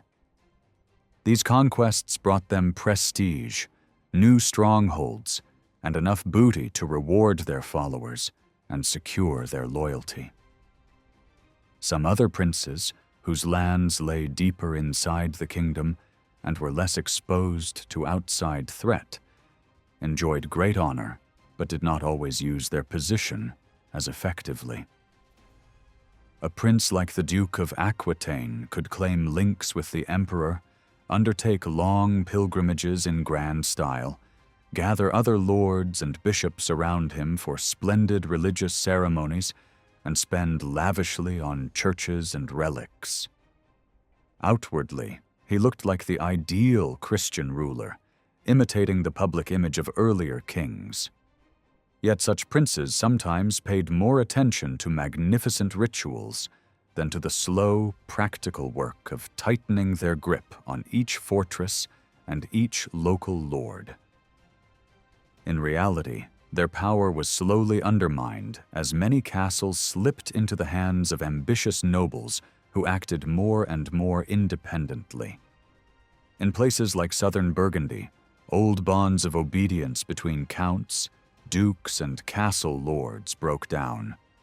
By the middle of the 11th century, some counts controlled little more than the old city stronghold, a few main roads with their tolls and a scattering of towers.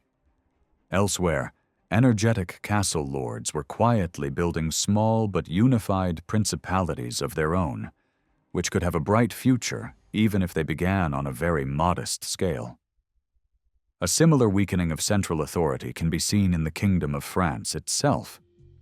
The king, such as Robert the Pious, could still negotiate with the emperor and settle questions of peace on a grand level.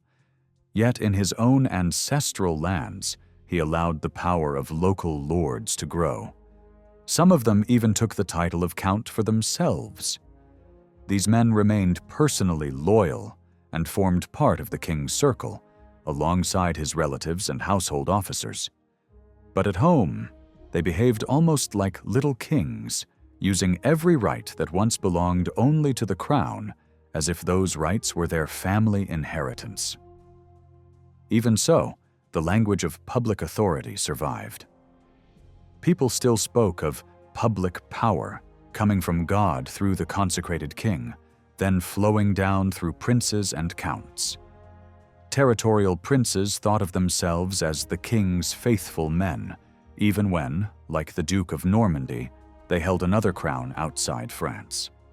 Each, however, had his own interpretation of what duty to the king actually meant. Writers from these courts tried to shape the story in their own favor.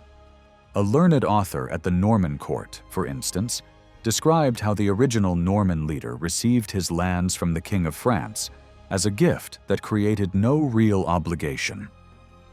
According to this version, the Norman duke ruled his territory like a king, answering only to God.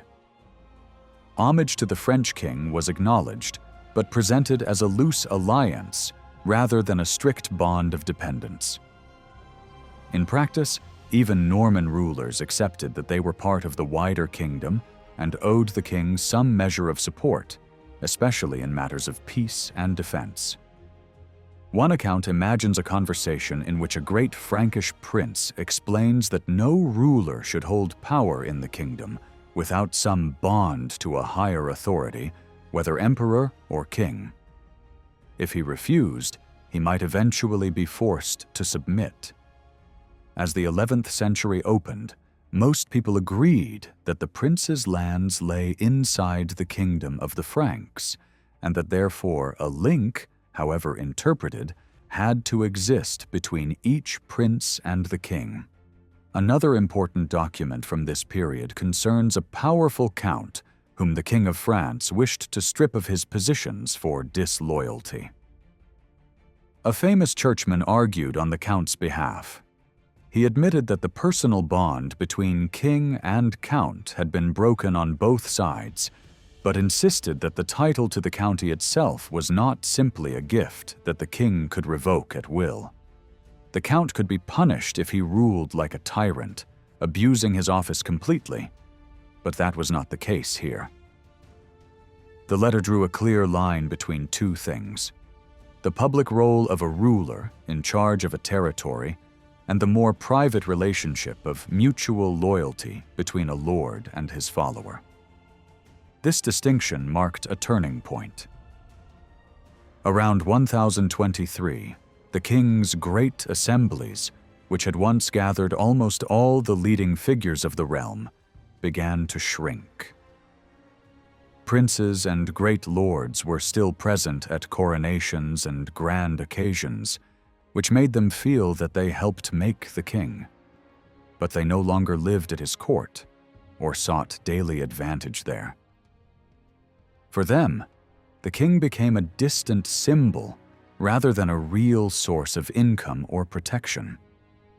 It was natural to ask whether he still truly fulfilled his duty to keep the peace in God's name, or whether God now acted through new institutions that had arisen in the meantime.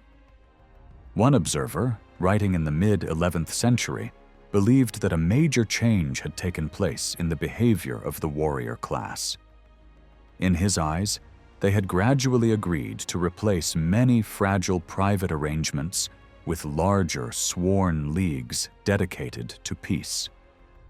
According to his account, the initiative came above all from church leaders in the south, where the king was rarely seen and powerful monasteries influenced both faith and politics. Bishops and abbots began to summon great gatherings of clergy, nobles, and common people. They brought the relics of saints to these meetings and invited the whole population to swear to keep the peace. The saints were presented as new guardians of social order. People already believed that saints punished those who stole from monasteries or harmed their lands. Now, the same holy protectors were asked to defend the wider peace of society. The meetings combined religious ceremony, calls to repentance, and practical rules for restraining violence. People were urged to mark certain days by fasting and to avoid trade or unnecessary work on holy days. Peace agreements were meant to be renewed regularly, sometimes every 7 years, echoing the period of penance once required for serious crimes. These assemblies left written traces. Agreements for the protection of the weak and the churches were written down in chapters, and the oaths sworn by those present were recorded, just as earlier kings had done when demanding promises from their subjects. The whole process had a monastic flavor. It resembled the vows taken by monks in front of their community, with a written record kept in the house. People swore to renounce feuds, to respect church lands, and to recognize sanctuaries. Yet anyone who broke these sacred agreements lost the right to shelter and could be dragged away even from the altar. The documents that survive show that some of these texts were influenced or even composed by churchmen trying to protect their institutions from lay domination and from the heavy burdens imposed by fortress lords. 2 words stand out in these texts: castle and plunder. Building new castles near monasteries was condemned, and taking animals or goods from monastic lands was strictly forbidden. Secular officials in charge of justice and tolls were directly targeted. The aim was to prevent castle-based power from swallowing up the property of churches and saints, and to ensure that such lands could only be held from religious authorities. Great princes supported these efforts for their own reasons. The biggest monasteries, with their famous relics and holy reputations, were useful allies against the rising power of local castle lords. Rulers like the Duke of Aquitaine, the King of France, the Duke of Normandy, and the Count of Flanders all took part in peace assemblies and backed the new rules. They did not give up their own control over fortifications, but they saw in these councils a way to discipline the warrior class. The regulations were aimed especially at knights, and some texts blamed lower-ranking fighters most sharply. Bishops pronounced fierce condemnations of their cruelty and excess, then demanded that these same men swear to obey the new code. The oaths were very specific. Knights promised not to attack churches, church lands, or food stores, nor to harm unarmed priests and monks. In private wars under a lesser lord, they were told they must not seize cattle or kidnap peasants and merchants for ransom.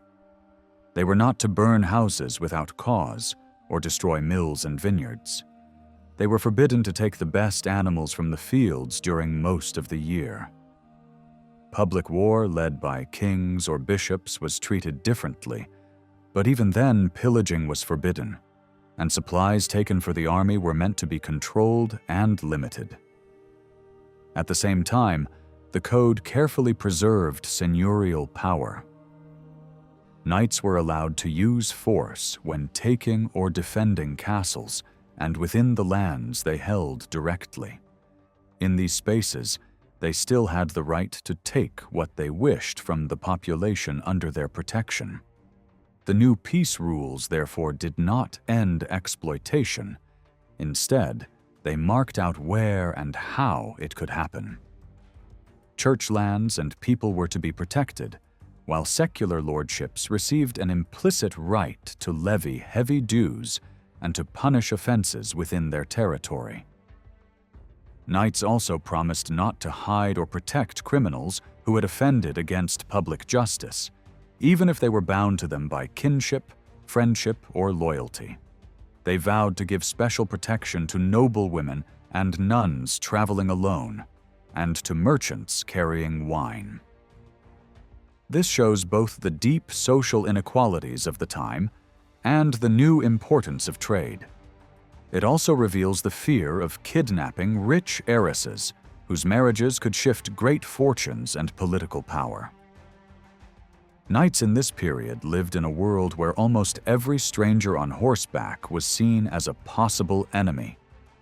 One of the new promises they were asked to make was, "I will not attack or rob a knight riding unarmed during Lent."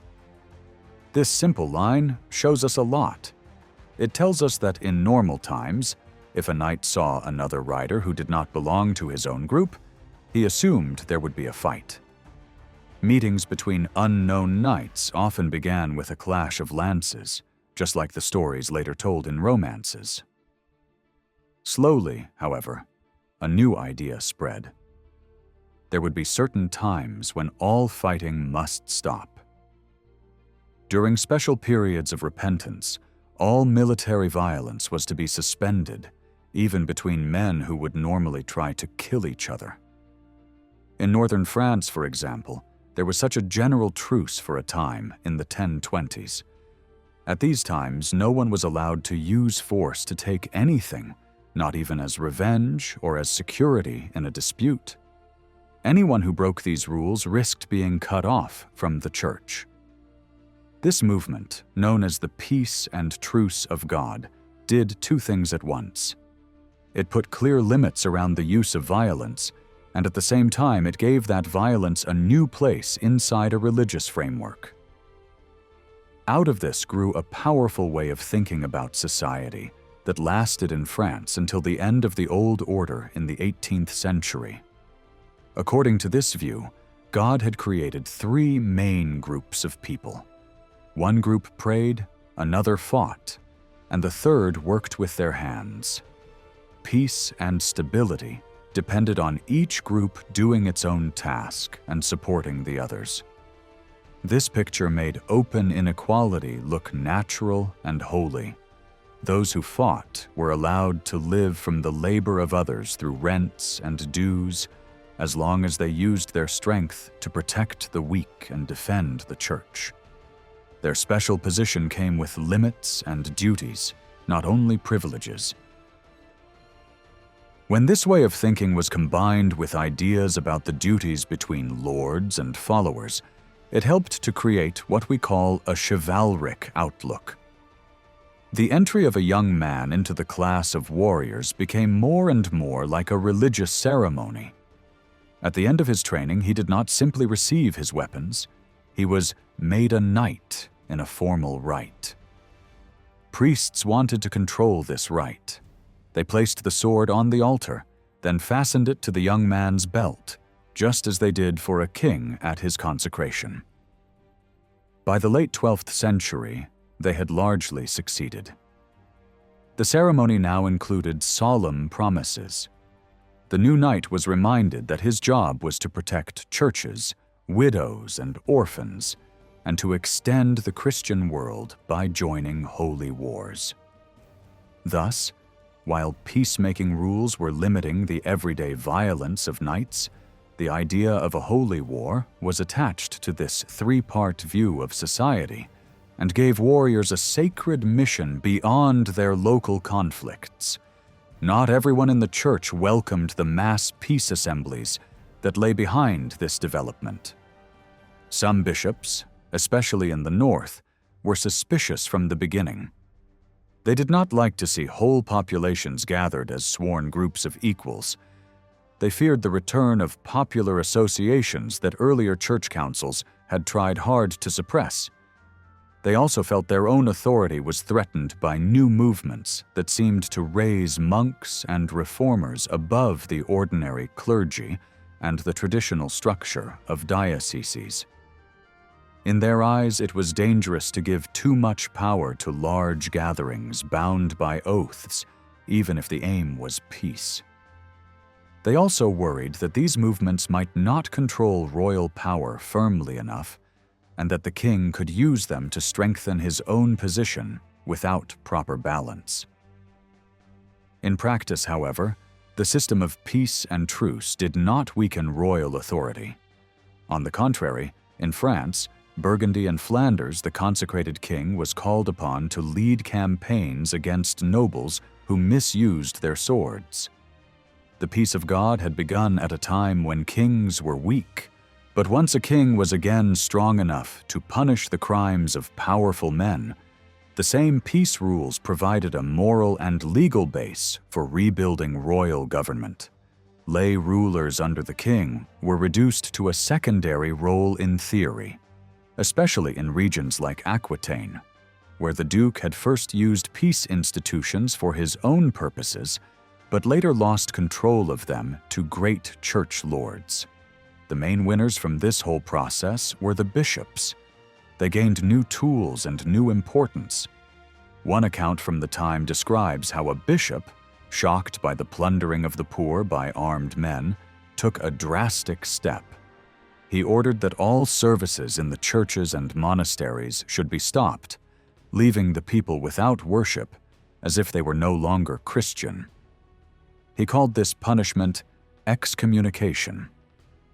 This kind of penalty was now in the hands of bishops. A new form of Christian justice was added to their earlier powers over clergy and religious houses. They claimed the right to punish ordinary laypeople who broke the peace of God. As a result, they were drawn more deeply into political life. Their influence and wealth grew, and so did criticism of their greed and worldliness. Many observers believed that the behavior of the clergy, and especially of powerful bishops, showed that the church itself now stood in urgent need of reform. In the 1020s and 1030s, two opposite trends were developing at the same time. On one side, political power was breaking up into countless small lordships built around castles. On the other side, rising population and growing trade were quietly pushing society back toward larger and more organized structures. The first place where this rebuilding became visible was in the church, because it had changed least and still carried the memory of an older order. People of the time believed history moved from purity to corruption, so reform meant returning to a better past, not inventing something new. Scholars studied old Roman writings and revived the idea that the church and its property should be free from domination by secular rulers. They argued that kings and princes might control armies and taxes, but they remained spiritually subject to the authority of the church. From these ideas grew both the movements for peace and truces, and the theory that society was divided into three groups: those who pray, those who fight, and those who work with their hands. At the same time, reformers insisted the church itself needed cleansing and renewal, and they wanted to correct the growing belief that monks were automatically superior to bishops. Up to the 12th century, monasteries were the strongest religious institutions in France. Their power rested above all on saints and relics. The most famous miracle-working saints were usually linked to monasteries, not cathedrals. People saw them as the real protectors of health and harvests. In one great crisis of disease in Paris, prayers in the cathedral brought no relief. Only when the relics of Saint Genevieve were carried into the city did the epidemic begin to recede, at least in popular belief. Stories like this spread quickly, drawing donations and land to the monasteries that guarded such relics. Throughout the first part of the 11th century, large abbeys rich in holy remains received gifts of estates, serfs, and legal privileges, as well as immunity from outside interference. People believed the saints were more generous when the monks who served them led pure lives. The spiritual health and prosperity of the whole region seemed to depend on the holiness of these communities. Many monasteries had been damaged by earlier raids and invasions, so they became the first targets for reform. Territorial princes, many of whom also held monastic lands as lay abbots, saw it as their duty to restore them. They also knew that patronage of reform would enhance their own honor. A monastery in Marseille, holding the body of Saint Victor, is a good example. After being rebuilt, it was solemnly freed from lay control and placed under church protection alone, with papal approval, so that reform could go ahead in peace. First came freedom from secular interference, then came moral and administrative reform. Monks trusted by princes traveled from abbey to abbey, introducing new discipline and leaving behind small groups of reliable brothers to act as the core of renewed communities. These reformers became father figures, and many were remembered with deep reverence after their deaths.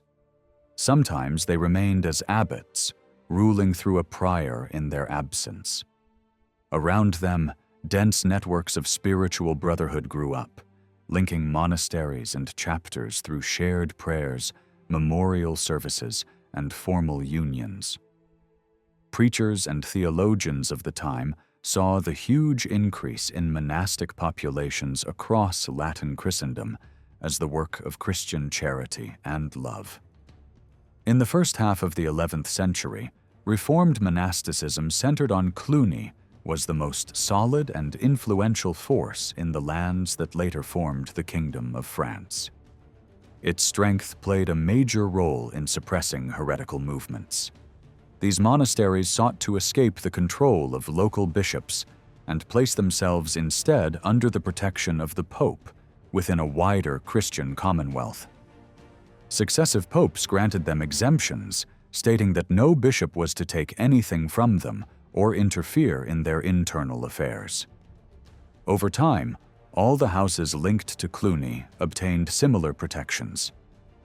This weakened the older diocesan framework, just as the independence of castle lords had weakened the authority of counts. At the same time, it raised the standing of the papacy and sparked renewed interest in Rome's classical heritage, helping to launch a broad cultural revival.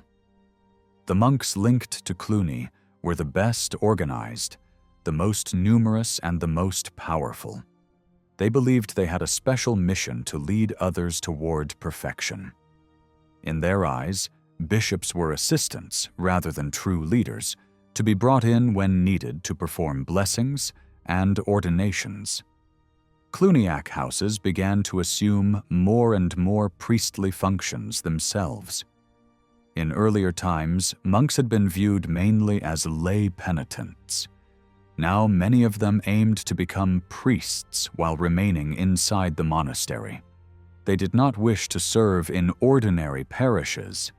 Instead, they accepted control of many local churches, appointed lower clergy to run them, and kept for themselves the higher spiritual life inside their great abbey churches.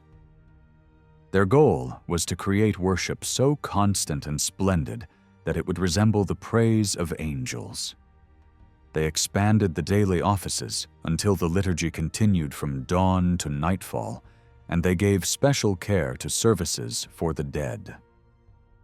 Their efforts drew in emperors, kings, and princes who sought burial and remembrance under their prayers. The Cluniac order developed its own internal structure between about 1020 and 1090 under the long rule of abbots such as Odilo and Hugh. It resembled a monarchy based on the model of a family, with the mother house at Cluny standing at the center. The order's political ambition showed itself most clearly in its building program. All surplus income, especially offerings given for prayers for the dead, was poured into construction. Under Odilo, a new great church was begun at Cluny, using elements inspired by ancient Roman buildings, including columns brought from the south of France. Hugh then ordered this church, still new, to be replaced by an even larger and lighter one. The resulting abbey, whose choir was consecrated by the Pope in 1095, was bigger than the major churches in Rome. Its long nave was like a road rising toward heaven, and its sculptured doorway recalled the carvings seen on old Roman ruins in southern cities. This program stimulated a revival of monumental sculpture. Statues now stood in the open on facades, clearly visible to all, rather than hidden inside dark shrines. For contemporaries, this was astonishing. Cluny presented itself as a second Rome and hoped to fill the gap left by failing secular kingdoms. The order took full advantage of the rising status of the papacy. It was asked to mediate in disputes between popes and emperors and to preach mercy in dramatic confrontations, such as the meeting at Canossa between Gregory VII and Henry IV. Eventually, the Grand Prior of Cluny himself became pope as Urban II, yet the bishops remained a serious obstacle to the order's dream of dominance. Bishops were rooted in the world of noble families and royal government. They were linked by blood to the great houses of the realm and by office to the monarchy. Cluniac writers accused them of greed and of buying and selling spiritual offices, and there was truth in some of these charges. Nonetheless, the Pope, the Cluniac's greatest ally, was himself a bishop. It was the papacy, in its role as Bishop of Rome, that took the lead in reforming the episcopate in the middle of the 11th century. Moral critics of the time argued that the clergy needed deep reform in two main areas: sexuality and money. Almost all parish clergy were married. Bishops did not marry, but many were not chaste. Reformers insisted that those who handled the sacraments must be sexually pure, since they dealt with the holiest things. According to the threefold vision of society, those with the highest spiritual role were expected to live in a way that clearly separated them from ordinary people, especially in matters of the body.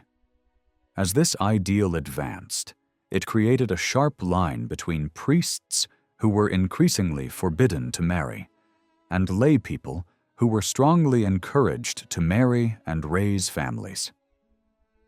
This separation introduced a kind of dualism into Western society, marking off the clergy as a distinct group defined by sexual abstinence as well as spiritual function. The second scandal, in the eyes of reformers, was the continuing control of secular rulers over church appointments.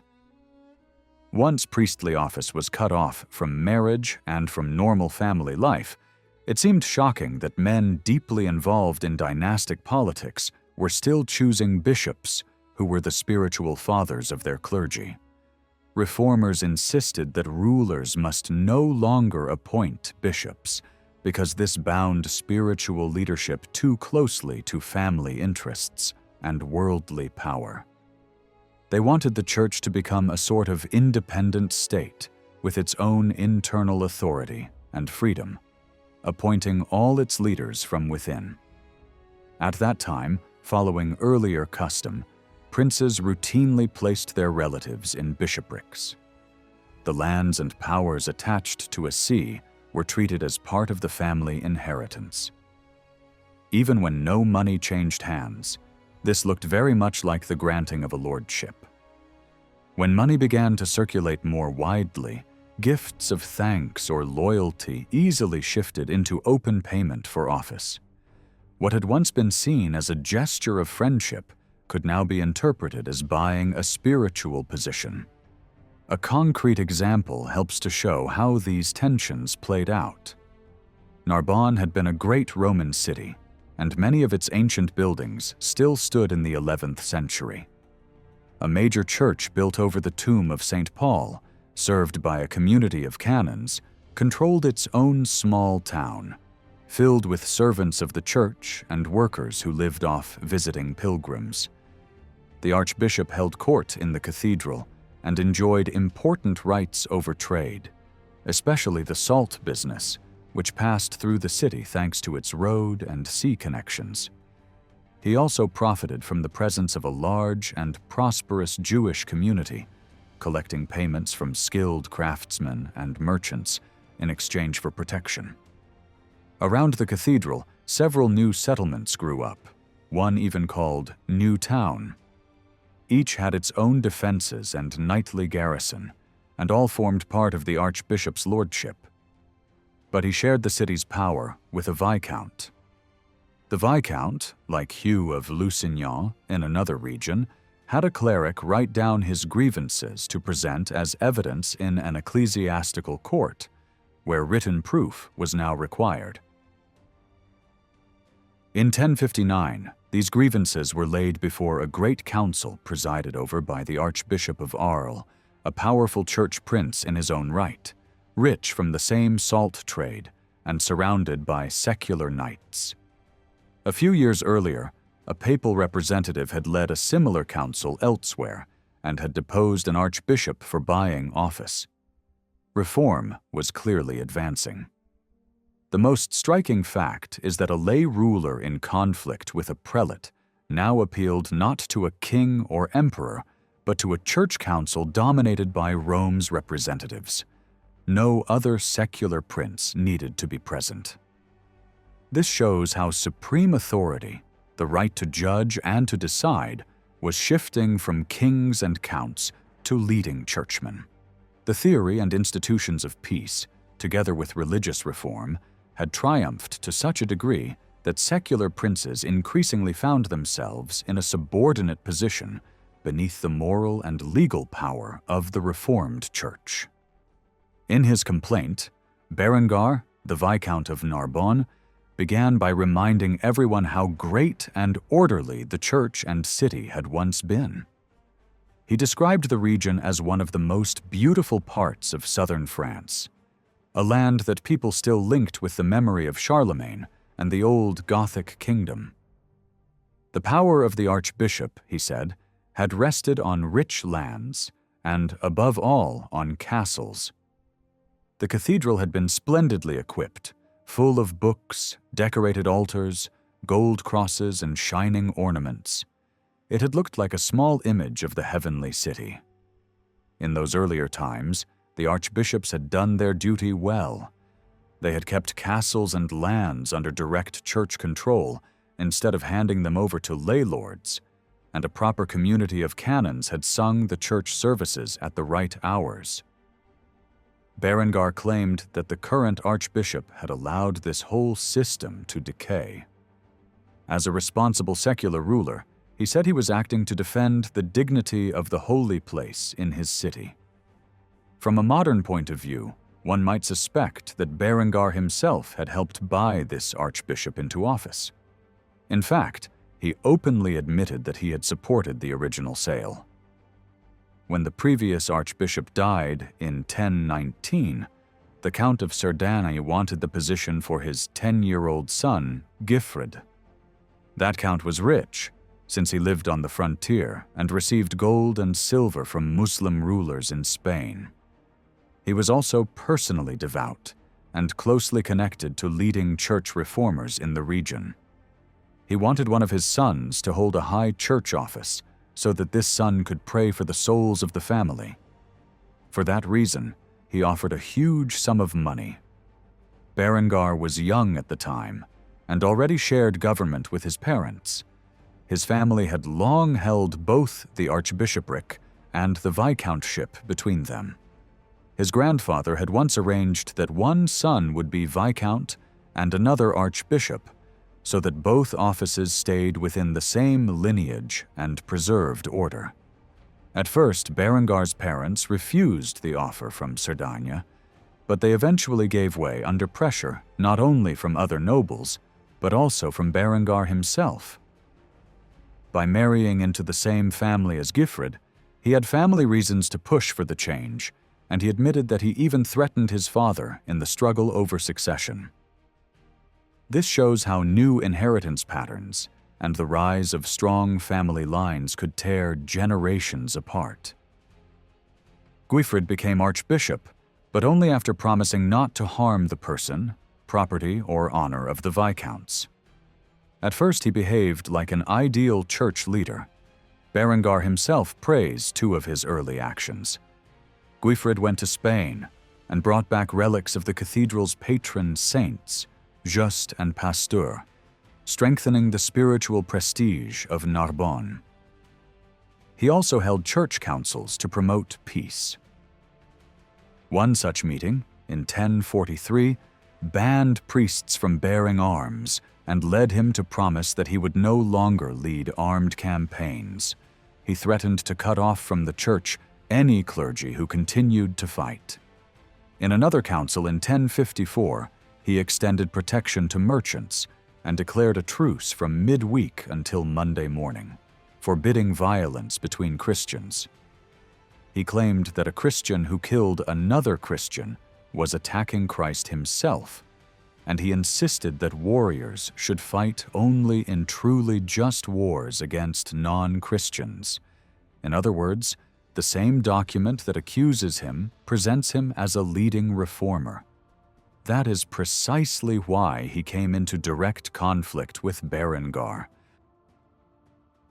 Putting reform into practice, Gifred tried to pull church lands and rights away from lay control. He built new castles and filled them with his own knights, rewarding them generously so that they would defend what he called the freedom of the church. Berengar felt challenged when he saw strong church fortifications rising near his own castle. He accused the archbishop of wasting church wealth on armed followers. Soon their knights were fighting each other. There were raids, ambushes, and killings between the two castle garrisons. Berengar claimed that Guifred tolerated these acts and refused to punish his men in the way the Viscount wanted. In another incident, two of Berengar's knights were captured by Gifred's men at a nearby monastery, which he took as further proof that the archbishop was acting like the head of a private war band, not a spiritual leader. Berengar then turned to the question of money and church offices. Guifred had used a large sum to secure a bishopric for his brother in another city. Once again, Berengar did not say the purchase itself shocked him. What angered him was the way the money had been raised. According to him, the archbishop had stripped gold and silver from altars, reliquaries, and crosses, and had precious objects melted down by skilled Jewish craftsmen. He also said books had been sold off. In his account, this meant that the splendor of Narbonne Cathedral had been ruined and worship there diminished, all to pay for high positions for Gifred's family. As the lay protector of the church and long-standing partner of the archbishopric, Berengar presented himself as defending the honor and wealth of the cathedral against its own leader. The story then describes a long period of conflict between the two men, broken by temporary truces. In one settlement, local bishops helped arrange a deal by which the profits from church fines for breaking the peace rules were shared equally. Berengar then gave up his half, a very large sum, to support the cathedral. This shows how much money was at stake and how profitable a senior church office could be. The settlement also marked a victory for the archbishop, since it recognized his authority over peace and justice in the city. However, the deal did not last. Berengar seems to have persuaded the cathedral canons to side with him over the offerings made at the shrine of the saints. He proposed another arbitration, this time before the Archbishop of Arles, offering a large guarantee. While he urged that no one touch the offerings until judgment was given, Gifred chose a dramatic gesture instead. Wearing the vestment that marked his rank, he left Narbonne, taking the relics, service books, and main church ornaments with him. He moved his central seat to a country church and created a new community of priests there, whom he presented as fully reformed. For the city of Narbonne, this was a disaster. The Viscount said that nobles and ordinary people alike had long visited the cathedral to ask for forgiveness and bring offerings. Now they were turned away, and the donations that once supported the old cathedral were diverted elsewhere and used, according to Berengar, to support the archbishop's knights. The city had a real grievance. More negotiations followed, with promises and pledges on both sides. Guifred is said to have sworn to return, but refused to do so. In the end, Berengar tried a desperate plan. He enlisted a woman from Narbonne who was related to both him and the archbishop. She appealed to Gifred to come back. When he still refused, she secretly took the relics from their new resting place and returned them to the city. This was close to sacrilege, and the archbishop reacted by solemnly cutting off Berengar, his wife, and their children from the church. According to the complaint, he effectively placed the whole city under a ban: no baptisms, no funerals, no masses, no blessings. The people were deprived of all public worship to force them to pressure their lord into submission. At this stage, Berengar asked that the dispute be judged by the church courts responsible for keeping the peace of God within the official hierarchy of the church, rather than within a family circle. This church court structure came from the old administrative map of the empire, but also pointed forward to later forms of the state. The final judgment was to be given by all the bishops of the region, assembled under the presidency of another archbishop, since Gifred himself could not preside in his own case. Berengar promised that he would accept damages up to a large fixed amount. A council was held in Arles in the presence of the Pope's representatives. There, Berengar set out his charges. He did not complain that Guifred had paid money in itself, but that he had sold off almost everything belonging to the church to raise those funds. He pointed out that other bishops in the region owed their positions to him and accused him of accepting money for consecrating churches. Everyone knew that another archbishop had been removed from office for the same behavior. Guifred had already been cut off from the church by the Pope a few years earlier. Perhaps because of this, perhaps because of his role in a disputed marriage involving another count. The quarrel therefore involved both worldly and spiritual authority. The archbishop used his power to place whole territories under religious penalties. The Viscount appealed to church reformers, hoping they would condemn a bishop who, in his view, acted like a secular lord. Many priests and scholars at the time dreamed not only of renewing the church, but of building a kind of new empire led by clergy, with the Pope at the top. They demanded strict standards of life for bishops, and were ready to listen when a lay lord accused a prelate of greed and bad conduct. In his frustration, Berengar threatened to ignore the archbishop's punishments, refuse to observe any peace agreements in his lands, and turn his back on papal rulings. The Pope's envoys were not disturbed. They saw in this conflict a chance to bring a powerful churchman more firmly under papal control. If Gifred did not obey, they could consider removing him. The Viscount, for his part, was also firmly under their influence. If he broke the peace, he could be excluded from Christian society, his lands placed under ban, and his own household turned against him by fear of spiritual penalties. We do not know exactly what that council decided, only that Gifred remained in office, and that 7 years later he made a formal settlement with Berengar's son. By then, a great lay prince, Count of Toulouse and other territories, had intervened. His arrival marks the return of stronger secular power. The agreement divided the whole city between the archbishop and the viscount, including the profitable Jewish quarter. It was renewed in 1112 with careful rules about how salt flats, houses, fortifications, and legal rights were to be shared. The viscount received authority over crimes that carried the death penalty in the town, while the archbishop kept full control over cases involving clergy. The matter had shifted from moral accusations to a clear division of lordly rights.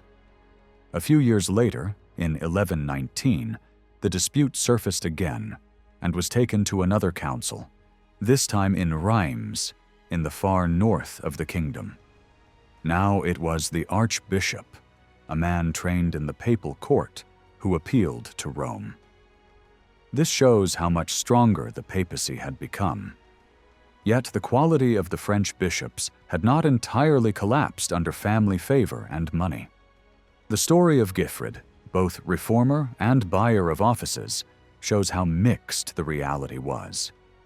Many rulers truly feared God and worried about their salvation. They understood the value of educated church leaders and often supported improvements in clerical life, even if they did not fully match the ideals of the reformers. Some bishops gave up control over monasteries to protect their spiritual independence. Many devoted great resources to rebuilding cathedrals, which critics saw as vanity, but which could equally be viewed as a better use of wealth than endless warfare. Others tried to improve the behavior of their clergy, following the example of figures like the Archbishop of Reims, who, even before the year 1000, had placed his cathedral clergy under strict rules, demanding a disciplined, shared life that avoided excess. In northern France, the clergy of the great cathedrals showed a strong passion for learning on the same level as the scholars of the earlier Carolingian age. The school at Reims was very active in the late 10th century, and Fulbert of Chartres was famous for his learning in the early 11th century. The canons of Orleans pushed theological thinking so far in their reflections on the Holy Spirit that some accused them of heresy. Other churchmen, like Master Bernard of Angers, were shocked by what they saw as the crude material side of peasant religion when they traveled through regions such as the Auvergne. Berengar of Tours even dared to offer a new explanation of the Eucharist. All this intellectual activity was encouraged by wider social change. As population and trade grew, people traveled more, exchanged ideas more easily, and looked further beyond their local world. Thanks to this wider movement and a clearer memory of earlier, more stable times, it became possible to imagine and plan reforms on a large scale. In 1049, Pope Leo IX, who had just been placed on the papal throne at Christmas by his cousin, the Emperor Henry III, decided to travel personally to promote reform. As Bishop of Toul, he had already worked hard with other Lotharingian bishops to improve the life of the church. His family roots, his regional background, and his household culture all kept old imperial traditions alive. So his idea of reform was deeply shaped by that heritage. He believed that the whole of Western Christendom should be renewed at the same time, and that the Pope, as successor of St. Peter, should lead this work. He crossed the empire in a planned way to visit many regions. From Mainz, he went to Reims in October, where he called a great council to deal with the state of the clergy in northern France. The bishops were summoned not by the French king, but by the Pope himself, who was now acting in a role that had once belonged to secular rulers. Royal power in church affairs was already weakened by the loss of many traditional rights and by the slow separation of spiritual and temporal matters. This papal initiative cut it down even further. In practice, bishops from Normandy and the Lower Loire responded most readily to the summons. Only a few came from lands directly under Capetian rule, and many refused to attend or to let the king go. On this occasion, the French bishops stood beside their king and the great lay nobles to defend royal authority, and, following their advice, King Henry I sent excuses and stayed away. The Pope was supported especially by church leaders from Lotharingia and Burgundy, including the archbishops of Trier, Besançon, and Lyon, and the abbot of Cluny. With their backing, he launched a strong campaign for moral reform. The clergy were forbidden to carry weapons or to live closely with women. Buying and selling of sacred offices and worldly corruption were condemned. Secular rulers were warned that they must not enter marriages that were incestuous or bigamous. Several counts who had married their cousins were excommunicated. Bishops known for their bad behavior, such as those of Langres, Nantes, Beauvais, and Amiens, and the Archbishop of Sens, were removed. This was a clear signal to the rest of the French episcopate. If they clung too tightly to royal favor and refused to recognize papal authority, they could suffer the same fate. In this way, the reform of the French bishops began without the king, and even against his wishes. Many of them were disturbed by this strict traveling pope who brushed aside royal rights in pursuit of his grand vision. Leo IX was formed by the monastic culture of Lorraine, a way of life stricter even than that found in Cluniac houses and closely tied to Carolingian ideals about how church and society should work. Unlike the Cluniacs, the Lotharingian reformers did not seek to weaken the position of bishops. They made only one major exception. If monks who lived apart from the world were subject to their bishop, then bishops themselves must lead lives even more pure than those of the monks. In the Pope's eyes, reform of the bishops was the first condition for any wider change. He did not believe that the French king could carry out such a program, even in the north of the kingdom where the king was strongest. Only the papacy, recently renewed under an emperor, could do this. Reform therefore began directly under papal control and in open tension with the royal power. Leo IX did not seek direct contact with Henry I. Instead, he followed older imperial models. Half a century earlier, at a council in Rome, a previous pope had threatened to cut off Henry's father, King Robert, for bigamy and incest, ordering him to separate from his wife and attacking the French bishops for supporting him. Already at that time, the Pope claimed the right to judge the sexual lives of kings and to suspend bishops who stood too close to their temporal lord. As the Church adopted a more openly monarchical style of leadership centered on the papal household, claims to papal supremacy hardened. The French king came to be seen as one of the main obstacles. His consecration gave him a sacred character that linked him closely with the episcopate, so half of his identity was bound up with the spiritual world. This made him, in a sense, a rival to the Pope and a potential barrier to reform. At the same time, that sacred role gave the papacy a reason to keep watch over him and to judge not only his personal morals, but also his political actions. The reform movement, therefore, had to confront royal power and noble interests at the same time. Leo IX did not work alone. He traveled constantly and sent out a circle of trusted envoys following older imperial practice. One of them was the monk Hildebrand, who opposed Berengar of Tours on doctrinal questions and later became Pope Gregory VII.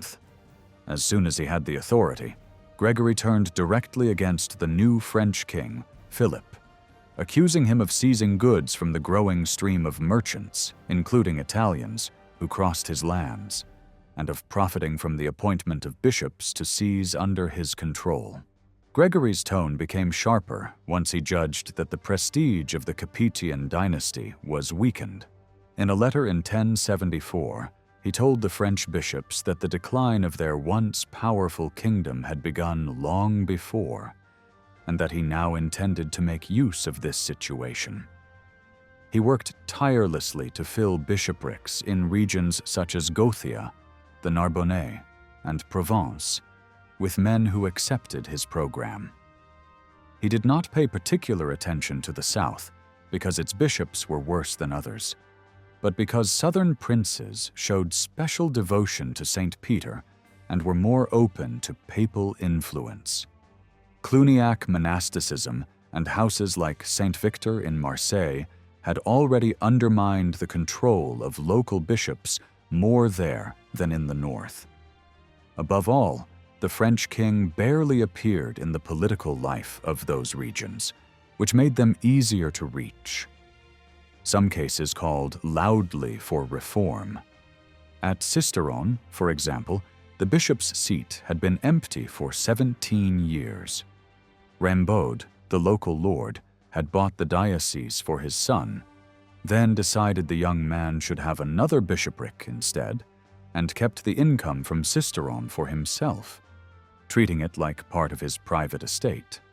At a council at Avignon in 1060, the Archbishop of Arles, the Abbot of Cluny, and papal legates excommunicated Rambaud and appointed a new bishop from outside, a regular canon from a reforming community. Yet the new bishop found the city closed to him and met resistance from clergy and townspeople alike. This shows that selling church offices wasn't always seen as a scandal by those on the spot. In the south, however, such opposition gradually gave way under papal pressure. After 1050, a series of bishops were removed and replaced in what has been called a cultural revolution. Many old assumptions were shaken, especially the idea that lay rulers and church leaders formed a natural partnership with shared functions and family ties.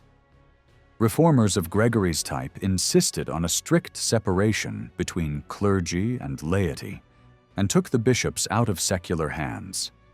This also broke long-standing alliances between princes and higher clergy.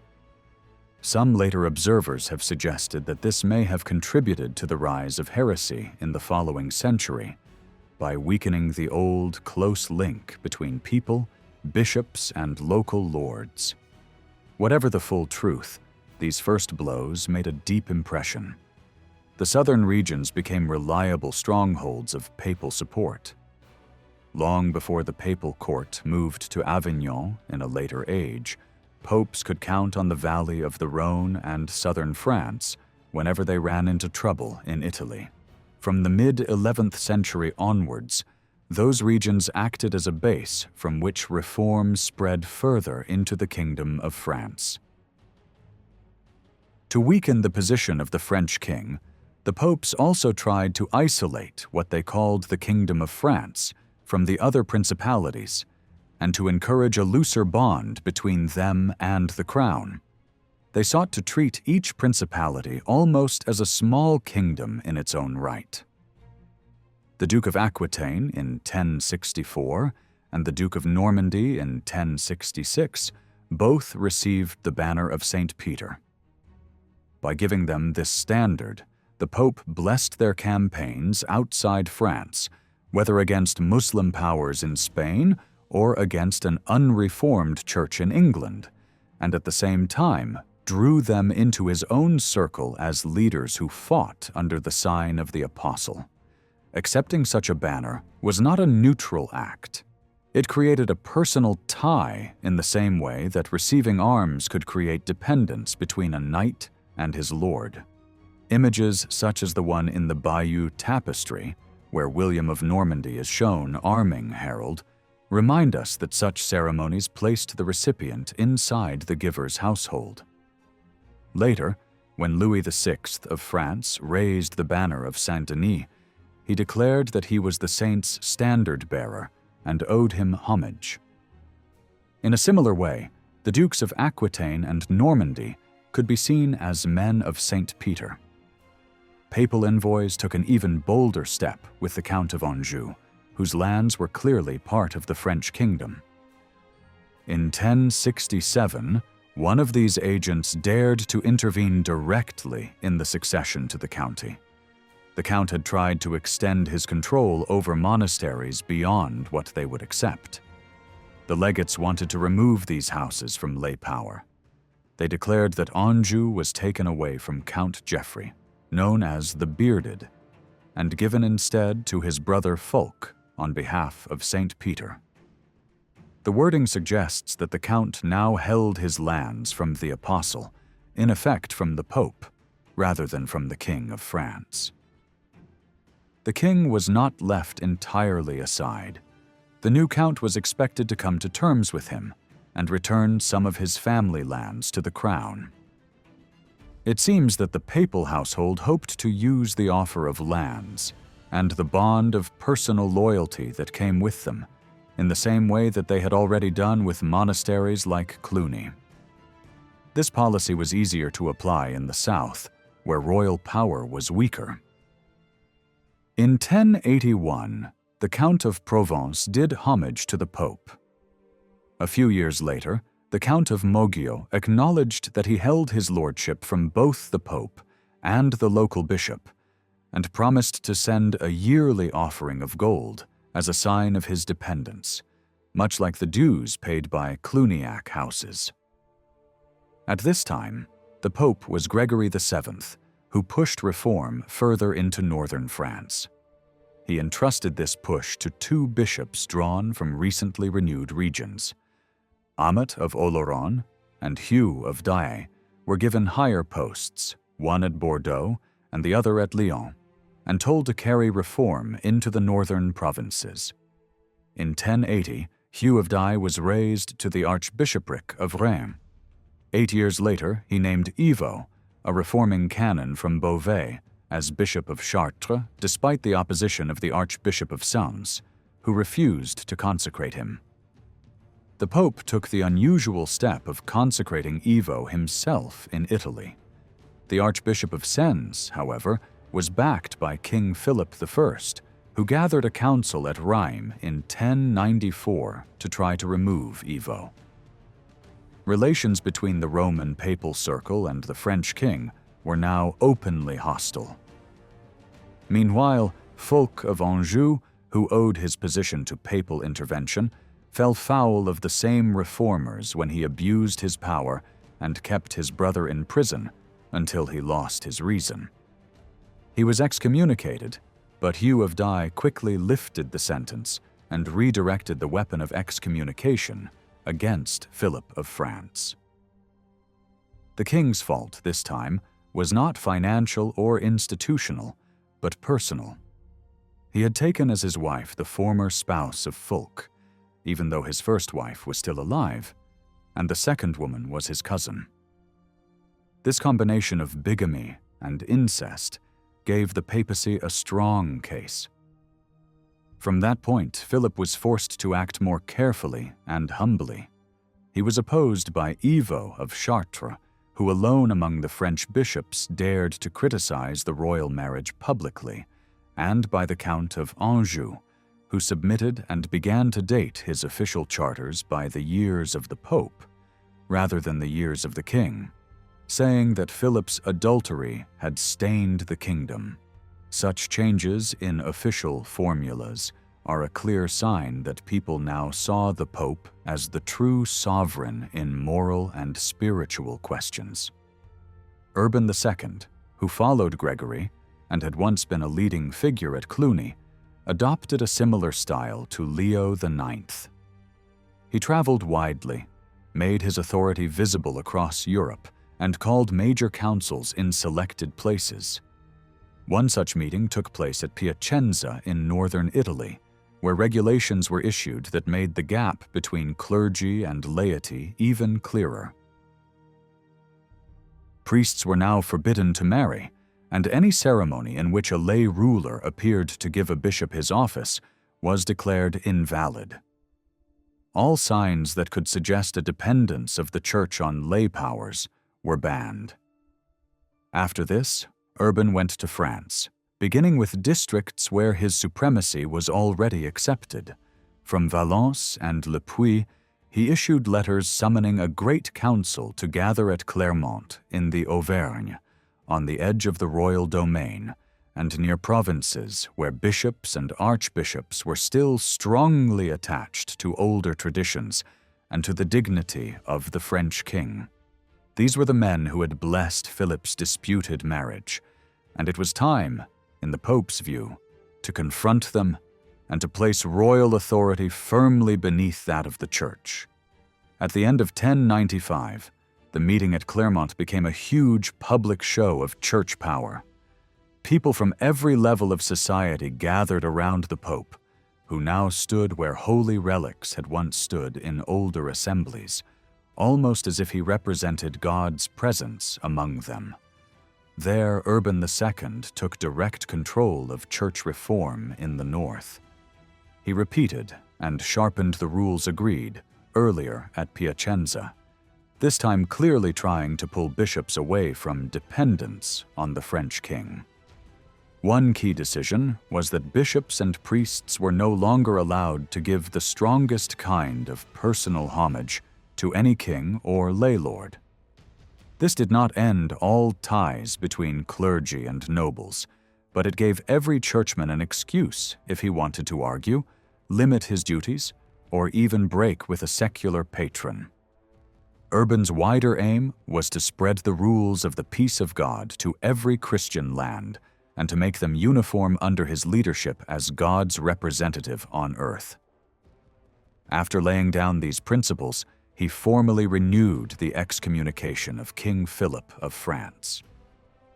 Then, presenting himself as a new Charlemagne and spiritual leader of the people, he launched what later generations would call the First Crusade from a field outside Clermont.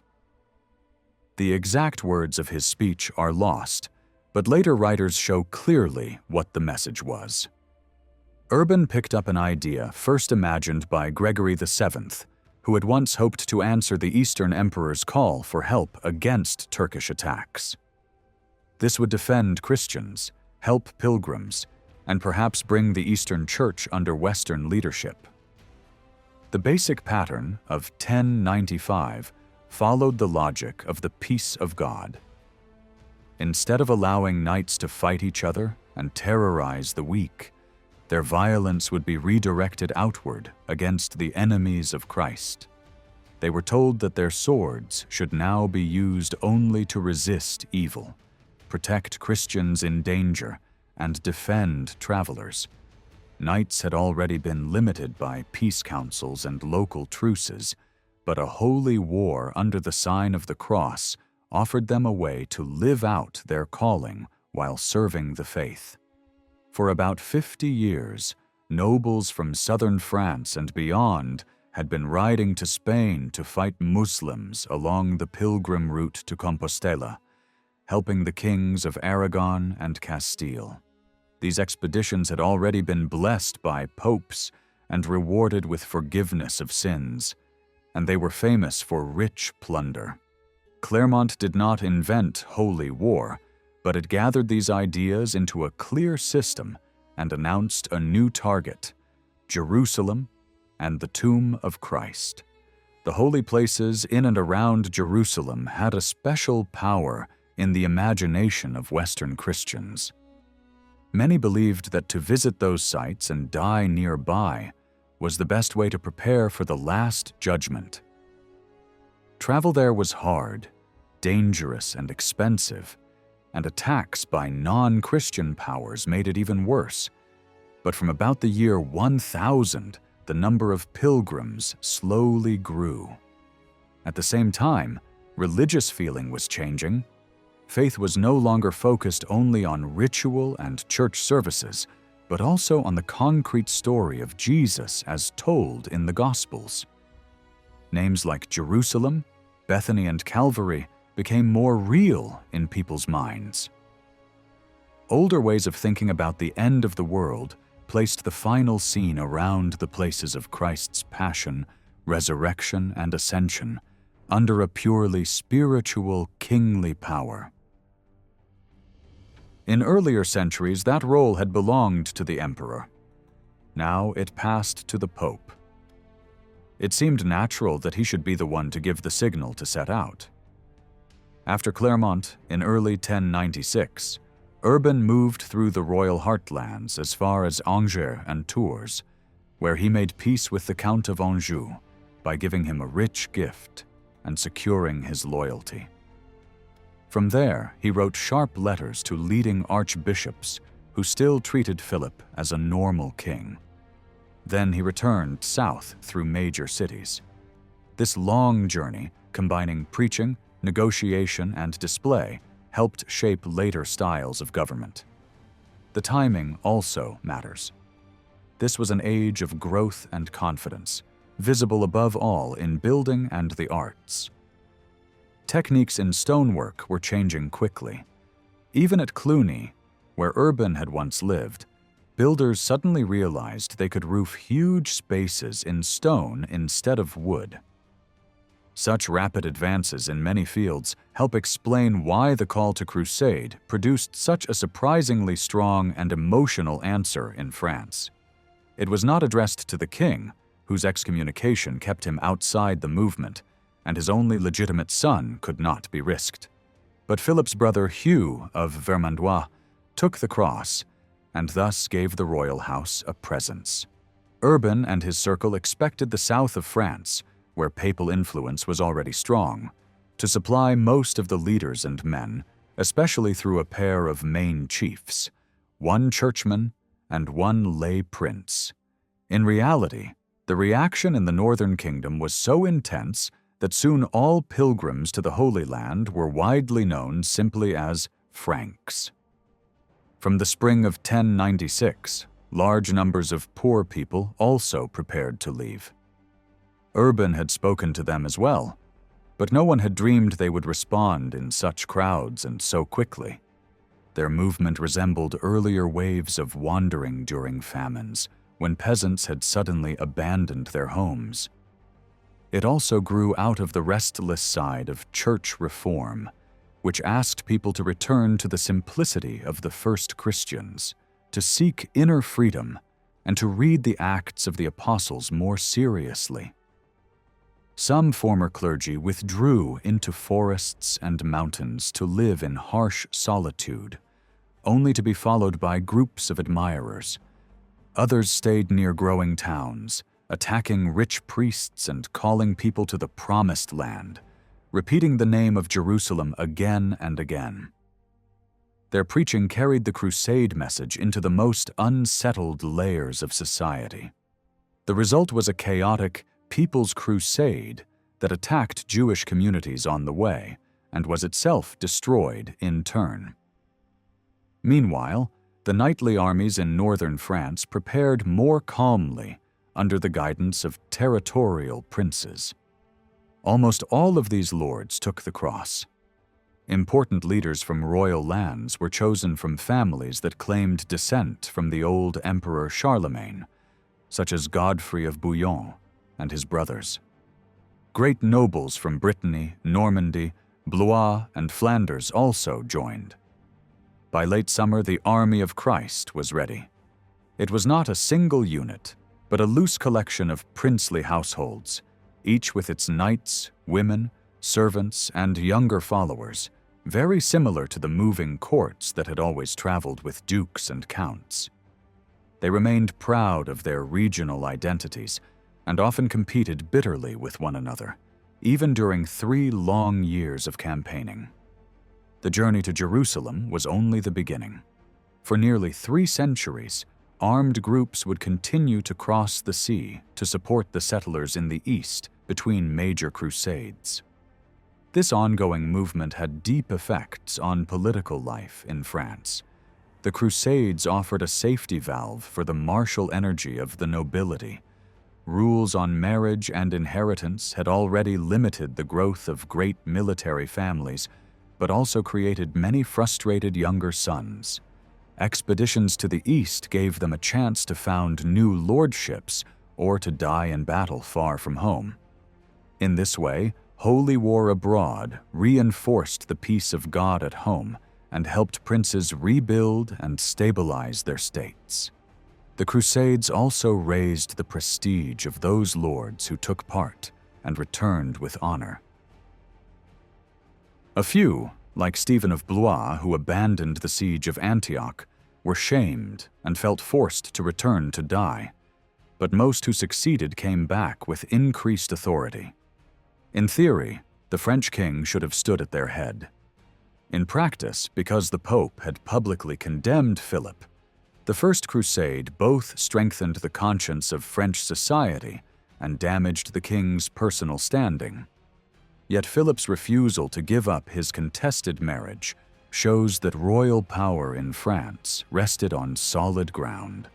He put on a show of repentance when necessary, but never truly submitted. The princess and almost all the bishops supported him.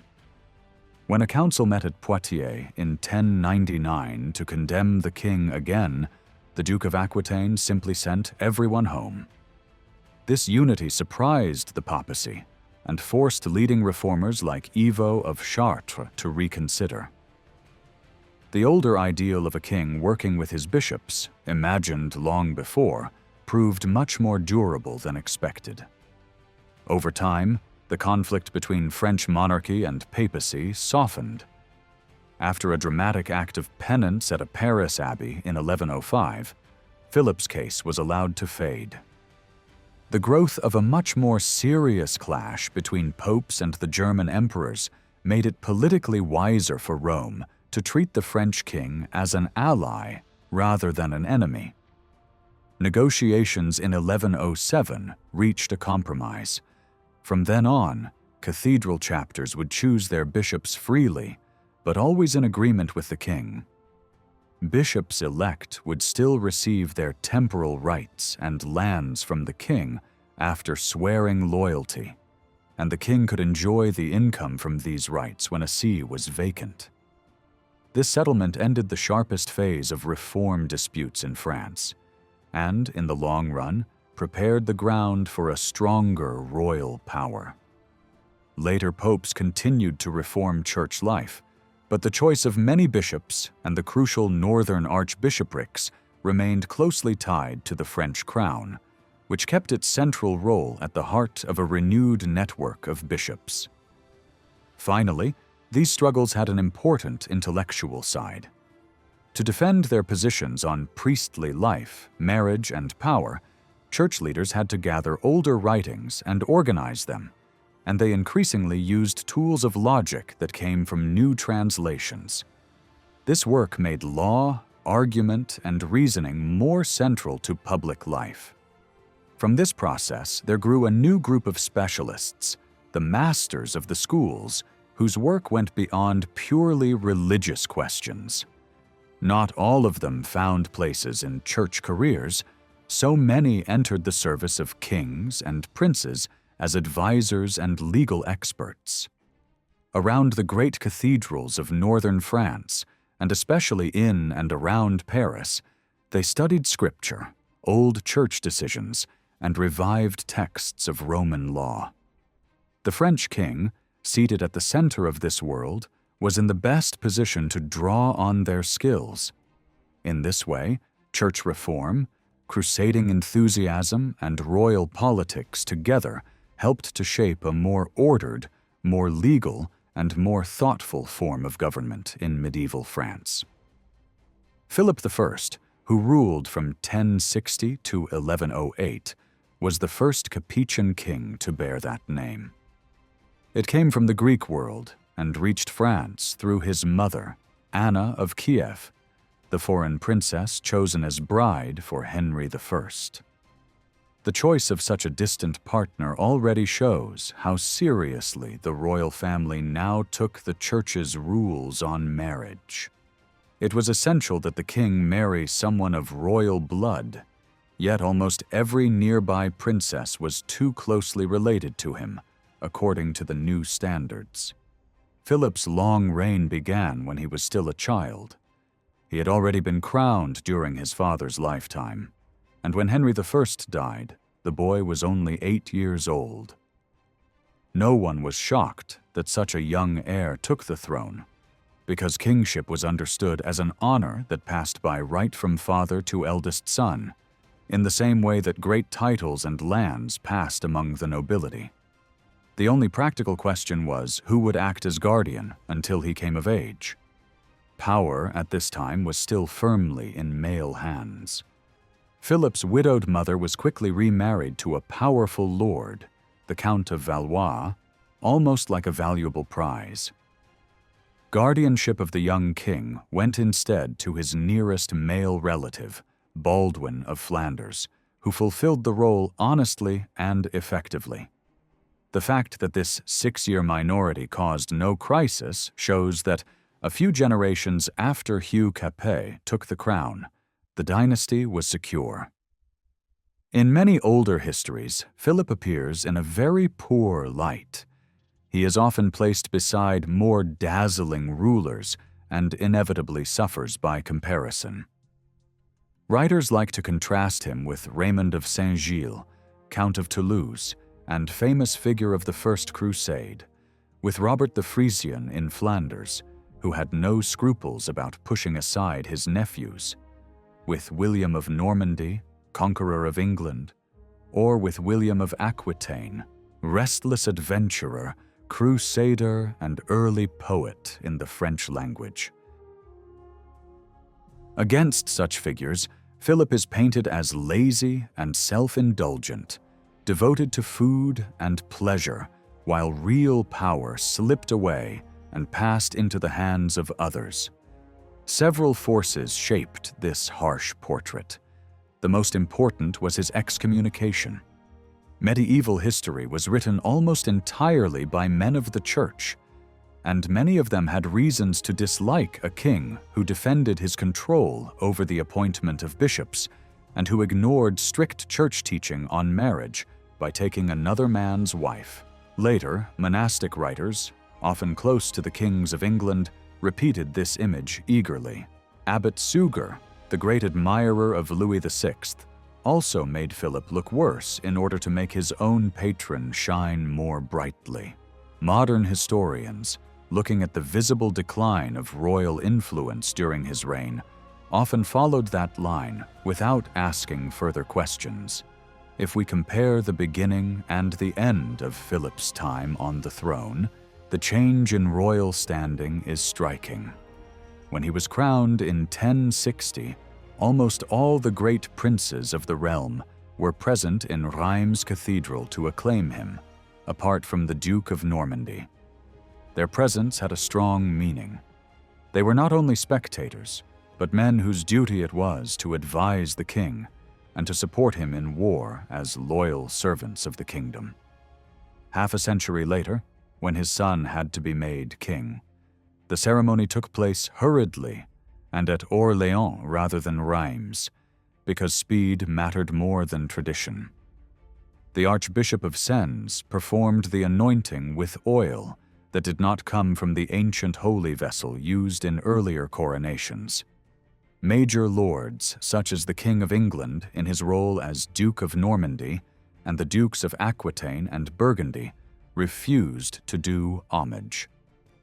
The royal court no longer attracted the bishops and lay princes as it once had. The splendid setting and large gatherings that had surrounded the Carolingian kings had almost disappeared. What remained of royal life became more personal and more domestic. The royal court in practice looked more and more like the household of any great lord. It is not surprising that the most famous event of Philip's long rule in the eyes of contemporaries was not a great war or a large reform, but his private life, and above all his scandalous marriage to Bertrade of Montfort, who had been married previously to Fulk of Anjou. Around 1100, when Philip was entering old age by the standards of the time, he decided that his eldest son should lead military expeditions in his place. This was not simple laziness. By then, everyone understood that real kingship required direct control of armed forces. The young Louis had been knighted several years earlier and had already proved himself. He was presented to the royal household and to visitors as king-in-waiting, though he had not yet been crowned. At the same time, the people around the king were changing. If we look at the witness lists of royal documents, we see that the bishops and great lords were gradually replaced by the king's relatives, by the knights who guarded his castles or stayed in his palaces, and by the senior officers of the household. These officers were 4 in number.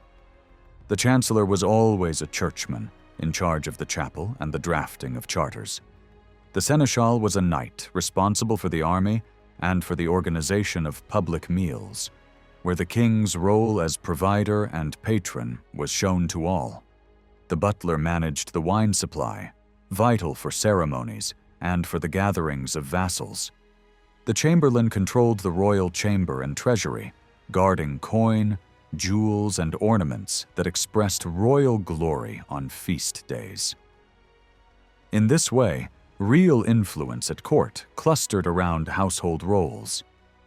Lesser nobles close to Paris fought for these positions, forming factions and quarreling over seemingly small honors, much as the mayors of the palace had once done before the fall of the Merovingian kings.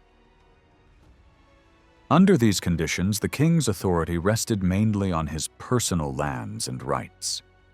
These included his estates, the people who served him, forests, tolls, rights of justice, and control of traffic around certain castles and towns in a band of territory stretching from the Channel coast near Montreuil to the countryside south of Orleans. On maps, this looks compact, especially when we compare it with Aquitaine or Toulouse, yet in reality, it was a patchwork. Royal properties were scattered among the holdings of many other lords, just as peasant plots were broken into small pieces. Local agents called provosts farmed the royal rights, paying a fixed sum in advance and keeping the surplus, which ensured supplies for the king without forcing him to manage every detail. As the money economy grew, the royal administration constantly looked for ways to enlarge this patrimony. New lands came under the crown quietly and naturally. Neighboring territories such as the Gâtinais, parts of the Vexin, and the Vicomte of Bourges were added in this way when their lord sold them or died without heirs. These acquisitions were then fitted into the existing network of royal officers. When the king ordered his agents to make full use of local customs to raise income, the papal court saw this as greed. But from the royal point of view, it was simply necessary government. When we look more closely, the king's withdrawal into a stronger control of his own domain appears less like defeat and more like a reasonable adaptation. The constant presence of powerful princes at court had always been dangerous. Earlier, under Robert II, some great counts had plotted against him together with his relatives and clerics. Others claimed household positions that would have given them influence at the very heart of royal power. By reducing the role of great lords at court and relying instead on his own men, Philip sheltered himself from such interference. At the same time, his domain was well placed to profit from wider changes. After the middle of the 11th century, agriculture in the area around Paris and Orleans improved. There were more pastures and more vines. Cities grew, trade expanded, roads and rivers were busier, and merchants carried precious goods over long distances. Royal charters granted to towns in these regions show the first clear signs of this commercial revival. Paris itself was still quite small, but stood at a central crossroads. It began to attract the king more often, and during Philip's reign, the Bishop of Paris received the prestigious title of Arch-Chancellor, which had once belonged to the Archbishop of Reims. The royal court visited Paris more frequently, and slowly the political center of gravity returned from Orleans to the city where Clovis lay buried. Even at what many have seen as the lowest point of Capetian power, we find small but clear signs of recovery. Great churchmen of reforming orders wanted foundations near Paris. The famous monastery of Saint-Martin outside the walls was placed under the care of an important reformed community in 1079. Bishops in the royal heartland remained loyal during the worst clashes with Rome, as did certain princes such as the Duke of Aquitaine and Fulk of Anjou. The scandal of Philip's marriage to Bertrada has often been used simply to attack him. Yet if we look at the political context, we can see that this union was a calculated move.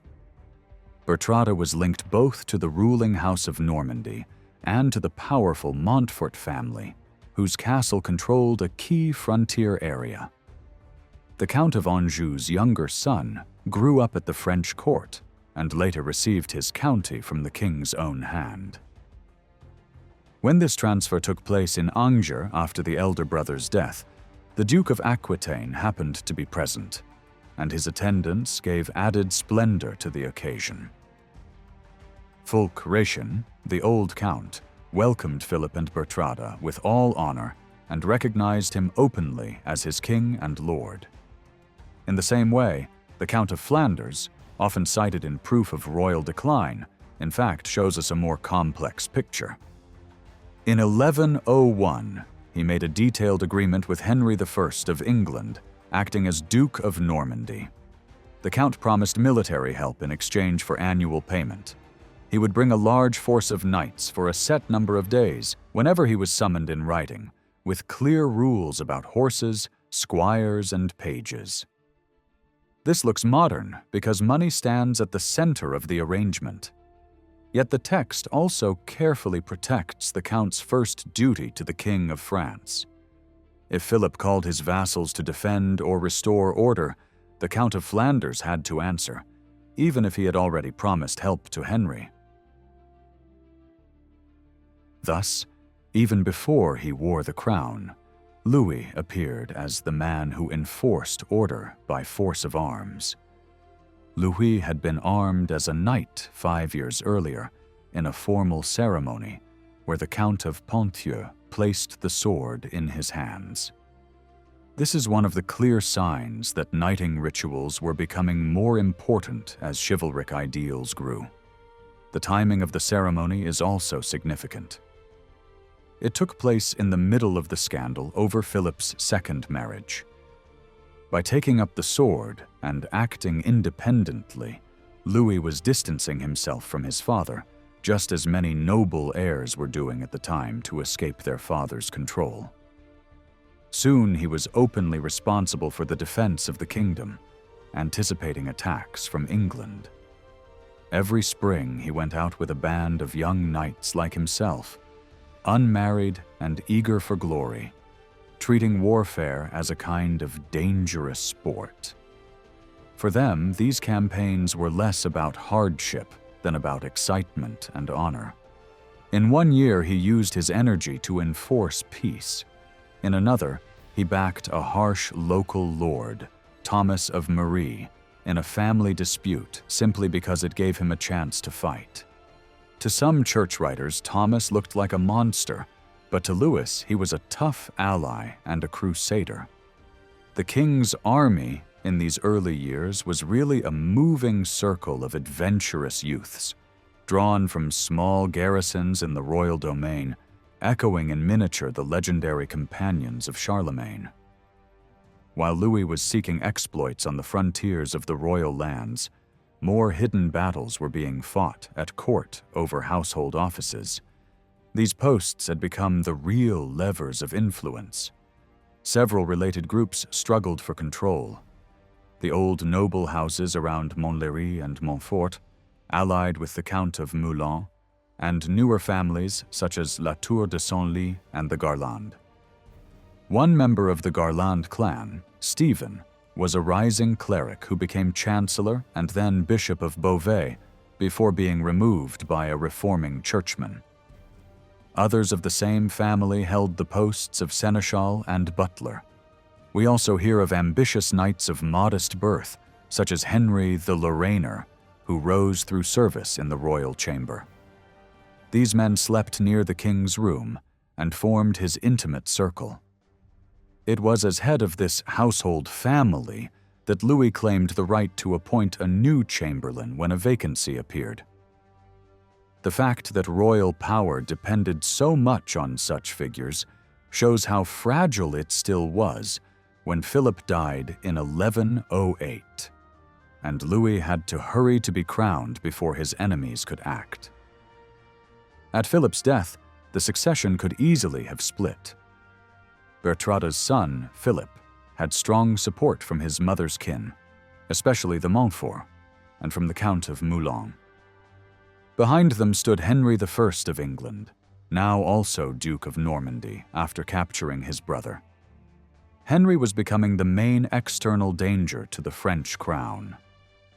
Louis answered by renewing alliances to the south and backing Robert Curthos's son, William Clito, as the rightful Duke of Normandy. He summoned the great lords of the kingdom in 1109, calling on them to support what he presented as a just cause. Many came, the Counts of Flanders, Blois, Nevers, and the Duke of Burgundy among them. Louis even offered Henry a formal single combat as a divine judgment, which Henry refused. The war ended in a negotiated settlement, and the army went home. Here we can see two overlapping levels of politics. On one level, the king acted in public, gathering the princes to uphold general peace and right. On another level, these conflicts were deeply personal, shaped by family loyalties, rival claims, and the constant search for advantage. Such patterns also appeared on a smaller scale. In 1111, during one of Louis's campaigns in defense of what he deemed a just cause, his knights devastated the lands of the Count of Moulins, Henry of England's ally. Moulins answered by attacking royal property inside Paris itself, burning a district and striking at the king's palace through his own urban lordship just across the river. This shock reminded Louis how vulnerable he still was. In response, he tried more strongly to underline the special role of the crown as the main guardian of order. He appealed to bishops across the kingdom to support him against violent lords. Church councils decided that priests should march with the king's forces, carrying holy banners and leading their parishioners. Royal campaigns were now to be seen not only as noble adventures, but as sacred tasks backed by the church and the common people. At the same time, wider disputes over church appointments had been settled. This allowed Louis to grow into the role that his biographer gave him. Not merely a warrior, but the recognized leader of a peacekeeping power. Suger later highlighted Louis's campaigns against several notorious lords who oppressed their neighbors, including the men of Puiset and again Thomas of Marie. Councils had condemned these men as enemies of the church and even stripped them symbolically of their swords. The king was called upon to enforce these decisions, and he did so by summoning the feudal host. Noble chroniclers praised him for acting as the arm of justice. Yet the same king also took up arms later against Thomas to avenge the death of his cousin, Hugh of Vermandois, killed while traveling through Thomas's lands. Here we see the double face of medieval kingship. At times, the king acts as the judge and defender of public order. At others, he behaves like any great lord, drawn into private feuds. The difference is that he can always clothe private action in the language of public duty. In many ways, the true turning point for the Capetian monarchy came slightly later, between 1119 and 1124. In 1119, Louis was badly defeated by Henry of England at Bremule and barely escaped capture. In the aftermath, he called on knights and foot soldiers from a wide arc of northern France. He then went to Reims, where the Pope was holding a council for peace. There he settled disputes, accepted papal authority more fully, and described himself not only as King of the Franks, but as King of France and a special son of the Roman Church. These phrases revived old memories of the bonds between earlier Frankish rulers and the papacy, but they also created a new image of the French king as the closest lay partner of a reformed church. In the same year, Louis issued an important charter for the famous monastery of Cluny and all its affiliated houses in his lands. This document deserves attention because it shows how royal power was beginning to take on a more abstract form. At the request of archbishops, bishops, and great lords, and for the stability of the realm, Louis placed Cluny under his protection.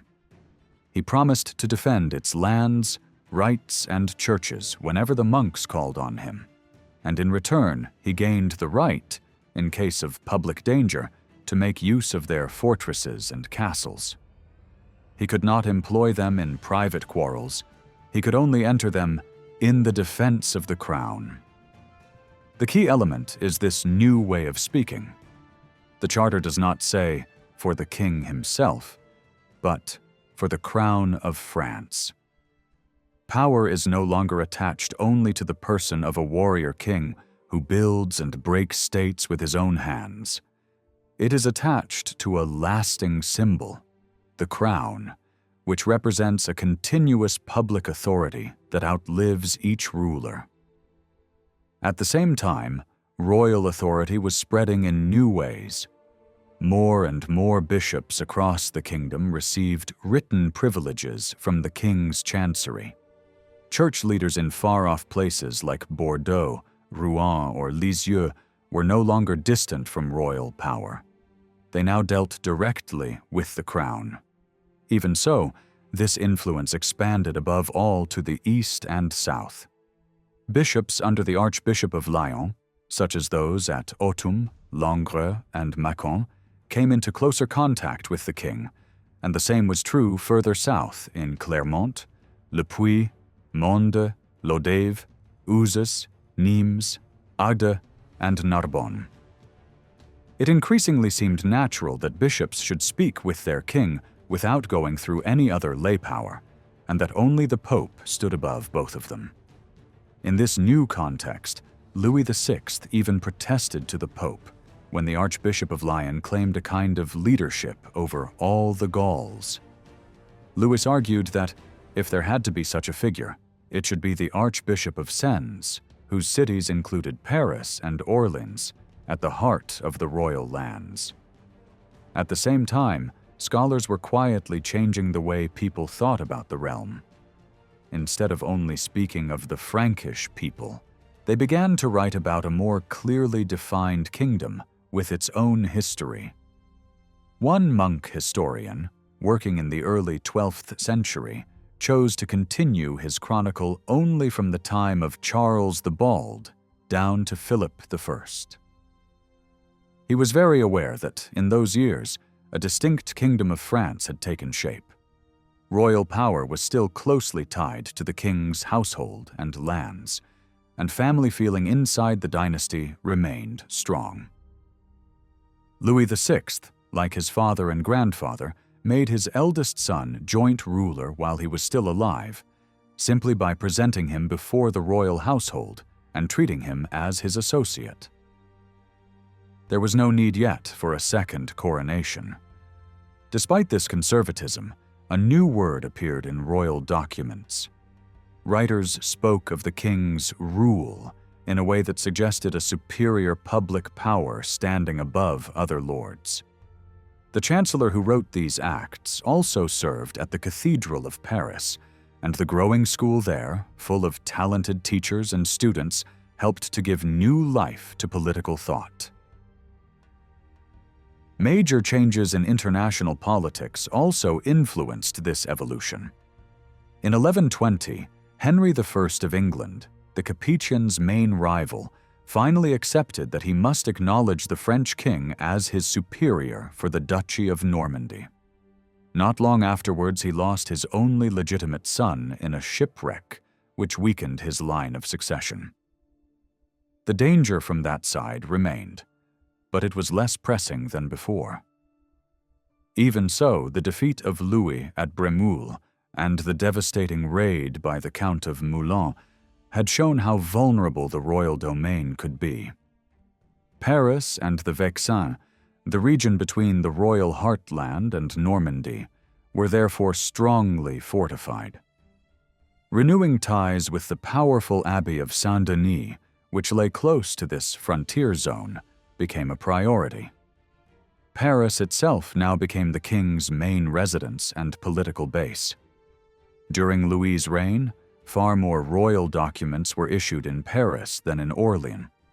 The city mattered not only because it sat on key trade routes and enjoyed growing economic and intellectual life, but also because it carried deep symbolic weight.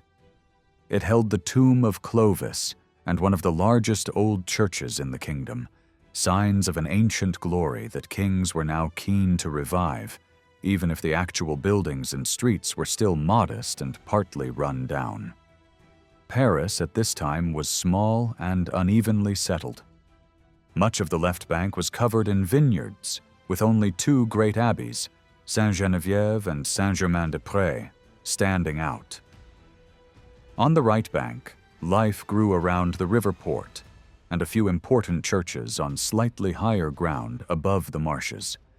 Most inhabitants lived crowded on the central island. On its eastern side stood the bishop's palace and the canons' houses, along with a new church rising near the old cathedral. There, too, rival noble and clerical families fought for influence, as they did at court, but now they competed through learned masters and their students. On the western side stood the royal palace, on the old Roman fortress site, rebuilt a century earlier.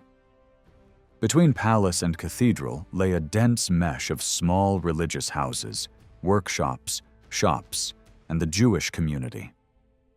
Louis strengthened his grip on this small but strategic capital.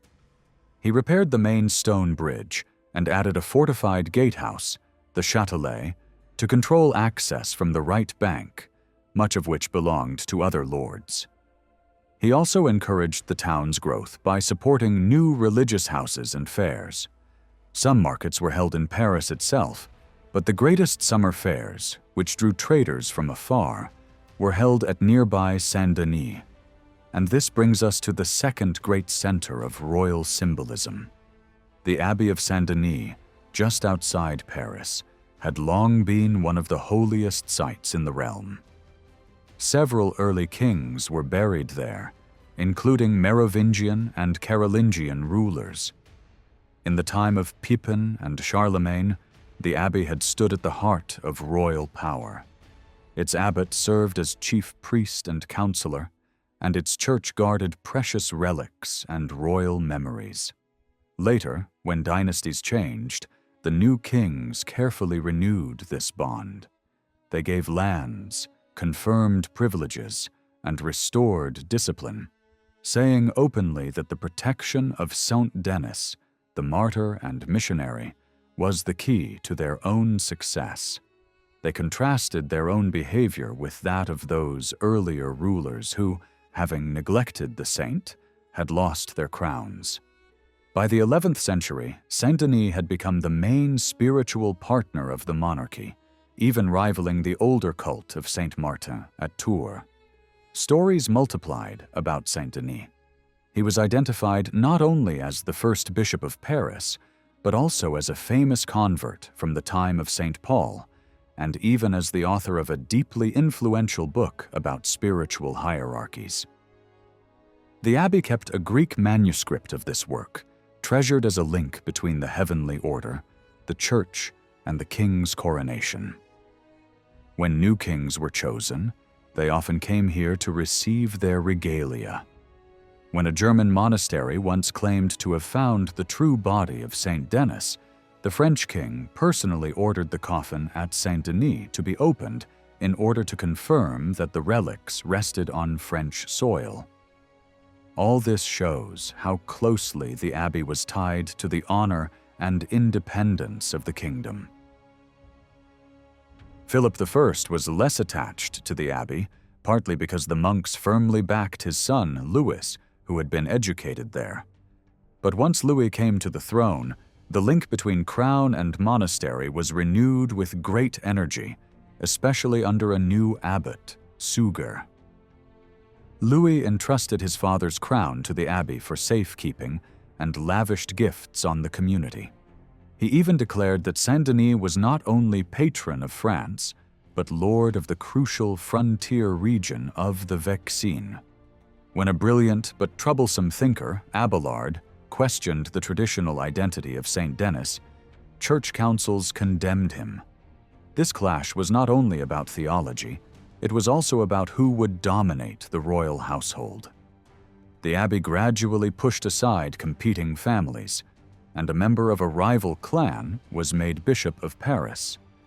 In 1122, Suger himself became Abbot of Saint-Denis and began to shape both the monastery and royal ideology in powerful new ways. Suger later wrote 2 works explaining what he had done, one about the administration of the abbey's lands and revenues, and one about the rebuilding of its church. He believed that all wealth gained through lordship should be transformed into offerings to God, stone, glass, metal, and light that would lift human minds to heaven. In practice, his careful use of the abbey's estates tells us a great deal about how the region around Paris was changing. Fields were extended, new villages and small towns appeared, trade and markets grew, and rents and dues increased steadily. Yet Suger insists that this prosperity depended on the king's protection. Violent lords who tried to live off the abbey's peasants and traders were described as robbers stealing from God. For Suger, Louis's campaigns against such men, in the name of the peace of God, were a crucial contribution to the great building projects of the time. In his eyes, the return of strong royal power directly made possible the artistic and religious flowering of the Capetian lands. The rebuilt Church of Saint-Denis itself was a political statement. Suger believed that since Saint-Denis was patron of the whole kingdom, the abbey church had to bring together the most advanced artistic and technical forms from every region under the French king. Sculptural styles from the south were combined with new structural methods from the north. Thanks to ribbed stone vaults and large windows, the interior was flooded with light. This was not only a technical triumph, it embodied a vision of the world. For Suger, light symbolized the way grace flows from God through all levels of creation and then returns to its source, bringing unity and peace. In the same way, power and love flowed through the different levels of human society, from peasants up through lords to the king who stood nearest to the divine source. Under this vision, the kingdom became a great ordered hierarchy, with each person in their place, and the French king acting as both the top of the temporal order and the special servant of heaven. This idea drew on older patterns inside the church: abbots as spiritual fathers, bishops under the leadership of Rome, parish priests guiding lay people. Suger extended this pattern to the whole realm. He described the monarchy as resting on three closely linked elements. First came the life of the royal household, with the king as head surrounded by his loyal knights and servants, sharing table and dangers. Second came love, expressed in gestures, ceremonies, and language. Love between companions, love between lord and vassal, love of God and neighbor. Third came the gift that sealed this bond, the land or income granted in return for service, which we call the fief. By Suger's time, these ties were increasingly written down in clear, standard forms. Lords no longer relied only on spoken promises or vague customs, but made precise agreements that could be read, copied, and compared.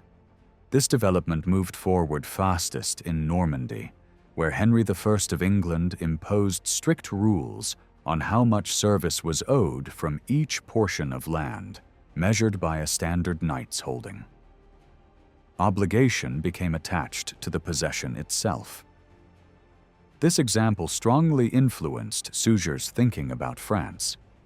He imagined the kingdom as a vast web of holdings and services, like a machine made of many wheels, larger cogs turning smaller ones, all ultimately moved by the crown at the center. From this point of view, lands like Normandy were no longer fully separate powers. They appeared as great fiefs within a larger structure, and their rulers as vassals of the King of France. The same logic applied on smaller scales. The Lord of Auvergne held from the Duke of Aquitaine, who in turn held from the king. This way of seeing things was new, and not everyone accepted it. Powerful princes instinctively understood the threat it posed to their independence, which is one reason why some resisted paying homage when Louis came to the throne. Yet the idea had been launched, and it would shape later developments. A dramatic test came in 1124, when the German emperor, allied with Henry of England, gathered an army in Lorraine and threatened to invade France. Louis called on the princes of the realm. Counts from many regions, along with the Duke of Burgundy, responded at once. Others prepared to join them. For the first time in many years, a royal army assembled that looked like something from the time of Charlemagne. Before marching, Louis went to Saint-Denis. There, from the altar, he took the red banner of the saint, the oriflamme, and openly acknowledged that he held the Vexin from Saint-Denis and owed him service as his standard-bearer. Royal documents drawn up at this time state plainly that this frontier county belonged to the saint and that the king held it as a vassal, just as other lords held fiefs from him. A contemporary writer even called Saint-Denis Lord of all France. In this way, the king presented himself as going to war to defend his lord's land, with his own vassals behind him, and with God above them all. The saint's relics remained on the high altar while the king carried the banner, and when the danger had passed, he brought it back and laid it down in thanksgiving. Artists in Rome had already shown a similar scene, with a king receiving a flag from Saint Peter. Now the French king repeated that symbolism with Saint Denis, declaring himself the protector of the kingdom under his patron's shield. Louis continued this role as long as his strength allowed, and then passed it to his son. His duties now clearly included not only defending the church, but also maintaining order in the rapidly changing towns. He intervened, for example, in the turbulent city of Lyon, where, years earlier, the people had won the right to organize themselves into a sworn community, settle their own disputes, and pay fixed rents in place of older, more arbitrary dues. Many churchmen saw this as a dangerous sale of justice to the crowd. When the bishop tried to abolish these privileges on his return, he was killed by rioters. Such conflicts showed how new urban forces reforming church ideas and renewed royal power were colliding and mixing. In the middle of this, the King of France, supported by bishops and monks like Suger, was slowly claiming a unique place. Not only the head of a noble family, but the visible center of a kingdom that people were now beginning to call France. When the king came to Lyon, a royal document tells us that he set up what they called an institution of peace. This was understood as one of his main duties. He did not act like a private lord taking personal revenge.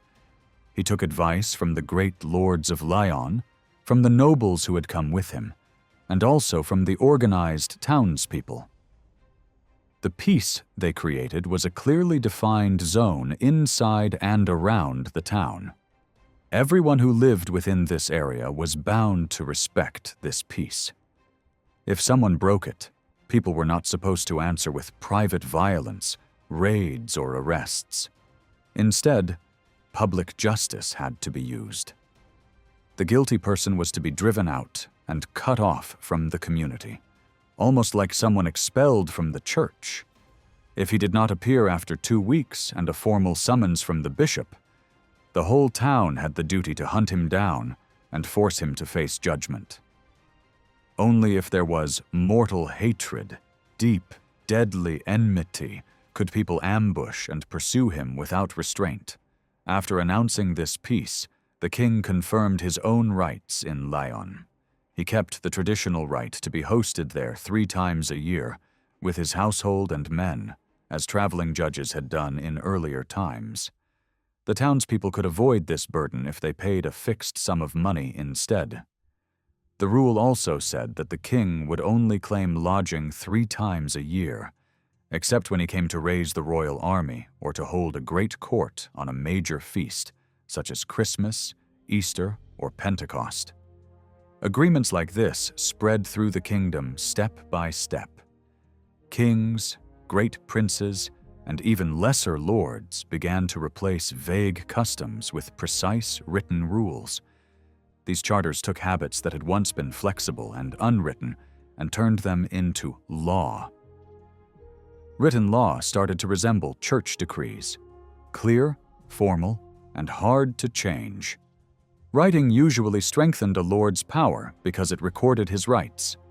But at the same time, it limited him, because once something was written, it was harder to deny or ignore.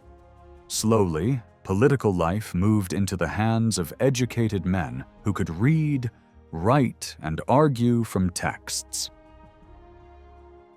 The year before the king's intervention at Lyon, Louis VI had marched into Flanders.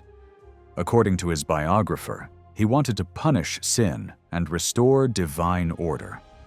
At the same time, he wanted to show that the county of Flanders, a rich and powerful principality, was still a fief that depended on the French crown. A shocking crime gave him the excuse to act. On the 2nd of March, 1127, Charles the Good, Count of Flanders, was murdered while kneeling in prayer and giving alms inside the church of Saint Donatien in Bruges. People at once saw him as a martyr, and several writers described his death. One of them, Galbert of Bruges, was not a monk, but a notary in the count's service. He wrote daily notes on wax tablets as the events unfolded and later turned them into a careful narrative. He dated everything, ordered it clearly, and tried to understand the plot behind the murder. His work shows how skilled the writers in noble households had become by the early 12th century.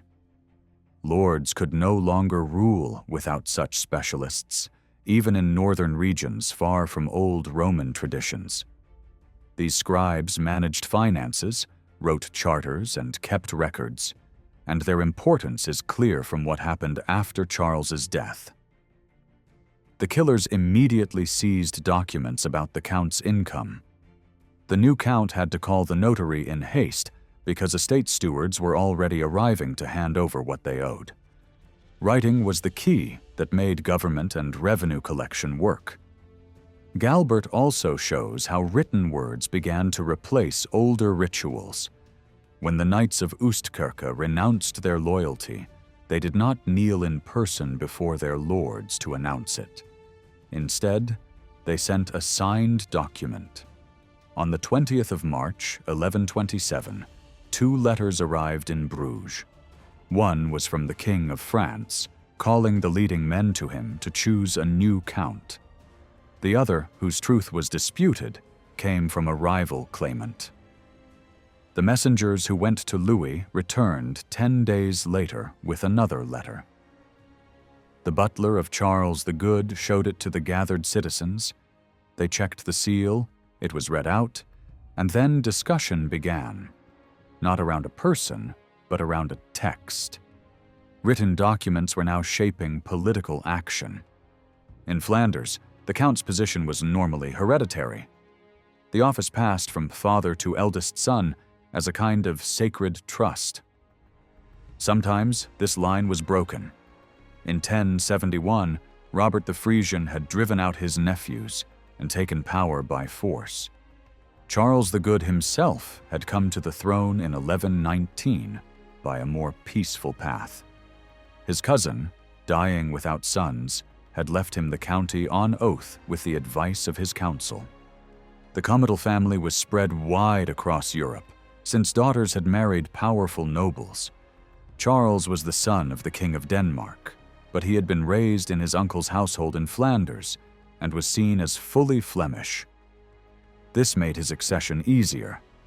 Galbert describes Charles as noble, brave, and just, a model knight. He defended his land, protected churches, treated the great fairly, and was generous to the poor. In the famine of 1124, seen as punishment from God, Charles tried to hold down grain prices.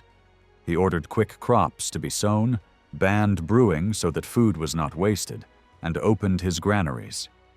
Every day, 100 poor people ate at Bruges at his expense. In normal years, too, there was a regular group of paupers fed and given coins whenever the count prayed at the castle church. For Charles, rightful use of the profits of lordship through charity and protection was essential to a well-ordered society, and peace was his central aim. He descended from Charlemagne and shared his name, and like the Capetian kings, he may have dreamed of a higher calling. Galbert even reports that Charles was offered both the imperial crown and the throne of Jerusalem. He had taken the cross as a pilgrim warrior, and this had only strengthened his virtues. At home, he tried above all to contain the violence of Flemish knights. He had few enemies abroad, so each year he led about 200 knights out of Flanders to tournaments. According to Galbert, tournaments played a clear political role. They allowed knights to train, compete, and channel their aggression away from their own people. In northern France, such great gatherings were usually organized by territorial princes. But there were many other armed men below the level of formal knighthood and above the poorest classes. They lived in the settlements around castles and guarded roads, bridges, and merchants. As trade grew, these men became restless and more self-confident. They could resist demands or negotiate fixed money payments in place of uncertain dues, as had happened at Leon. The Count of Flanders tried to weaken their military power, taking away their weapons. They answered with words, arguing for their rights. Galbert notes that words can be more dangerous than weapons, because they can win people over by cunning and stir up unrest. He wondered whether this attempt at disarmament, though meant to protect order, had in fact helped to cause later trouble. The borderlands of Flanders made comital power especially important. This region had suffered for centuries, first from the sea, then from raids by barbarians. Roman cities had vanished. Only a handful of episcopal centers survived. Over time, the counts had gathered scattered people together to face northern invaders and pirates. The same history had made the Flemings tough and quarrelsome. The count could not easily control them only from his main fortresses. Galbert gives a vivid description of the castle at Bruges. The count's residence stood on a raised mound inside a deep ditch. It had 3 stone stories. The great hall was in the middle, with rooms for the castellan and castle knights on one side and a stone church on the other. This church had been recently re-roofed and was shaped like an octagon, echoing the famous palace chapel at Aachen, and it held many relics. A body of canons served it. Their head, the provost, had his own house, and some canons with families lived separately. The notaries who wrote the count's documents also worked within the complex. At the west end of the church rose a mighty tower, built against but structurally separate from the church walls. It symbolized comital power. Galbert says it rose above everything like a throne at the center of the country, guarding peace and justice. A passageway with a vaulted roof connected the count's quarters to a gallery inside the church, where he attended Mass each morning. The whole layout shows how tightly joined the count's military role and religious duties were. Outside the castle stood the town, with its simple wooden houses and many other churches, along with the market and its ditch. Other Flemish towns, such as Ghent, Ypres, Bergs, Bourbourg, Saint-Omer, and Lille, had similar castles and urban communities. The count moved from one to another with his household and treasure. But his grip on all these strongholds was weaker than it appeared. At Bruges, for example, the same family, the Arembalds, had held both the military command of the castle and the management of the chapter's property for about 60 years. Their position looked rather like that of the Garland family at the French royal court. One leading member was a cleric, Bertulf, who served as provost and had also become chancellor. The count now tried to tighten control over foreign merchants, new and rich figures in political life. At the great annual fair of Ypres, dealers arrived from all nearby lands, including Lombard traders from Italy. Under the count's protection, they could trade safely, and he himself bought luxury items from them. Meanwhile, merchants from Bruges went out to other countries, such as England, and competed for the same wealth that the warrior class claimed through warfare and tolls. This increased tensions between armed elites and trading groups. Not all fortified sites were great comital castles. Many smaller manor houses had moats and defenses. During crises, townspeople could take shelter there, but these strongholds could just as easily serve as bases for raiding bands. A few were held by knights, but most belonged to very rich laymen whom Galbert calls princes or peers, social equals of the count. So even though the Count of Flanders ruled one of the largest and richest principalities under the French crown, his authority was checked not only by external enemies, but also by powerful groups inside his own lands, and above all, by the growing strength of the Arembalds at Bruges. According to Galbert, Bertulf abused his office. He sold church positions for money and kept the chapter's funds as if they were his own.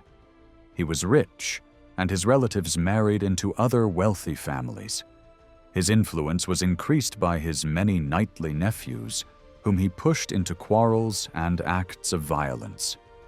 At the same time, members of his family held key positions in the count's household: chamberlain, butler, notary, so that more and more of the county's knights were drawn into their network. We see them meeting in a chamber, swearing mutual aid, and nearly 300 men binding themselves together.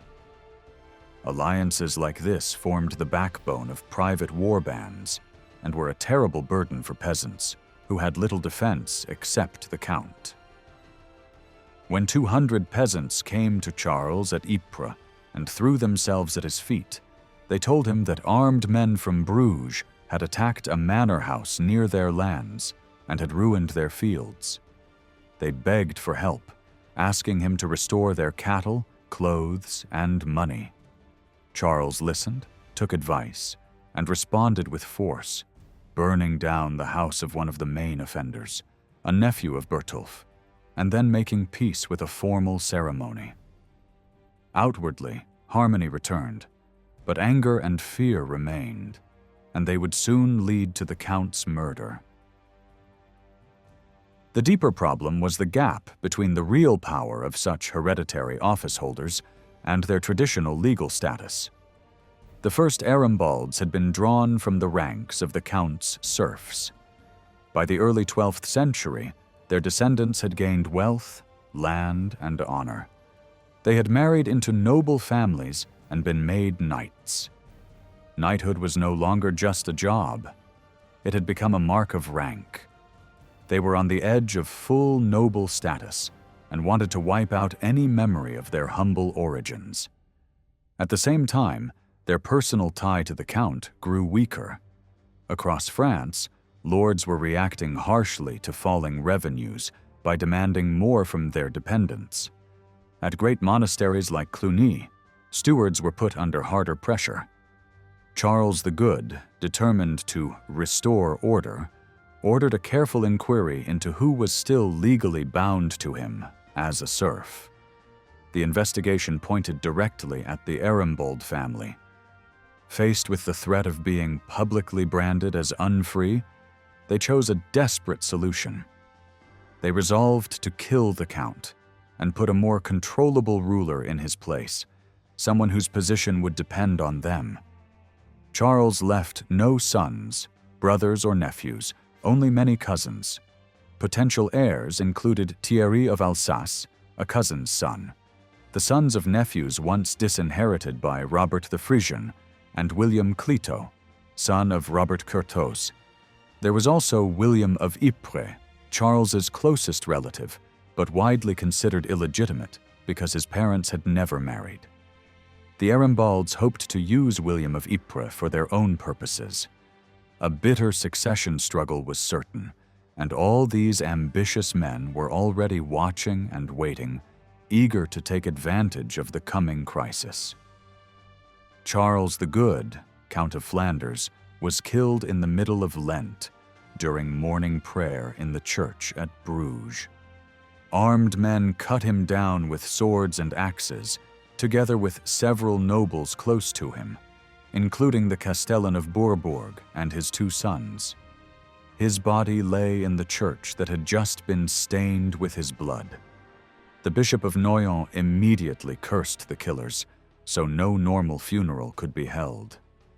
A few canons who had not run away placed the body on a bier in the choir, while the murderers themselves also gathered there, trying to hide behind the holiness of the place.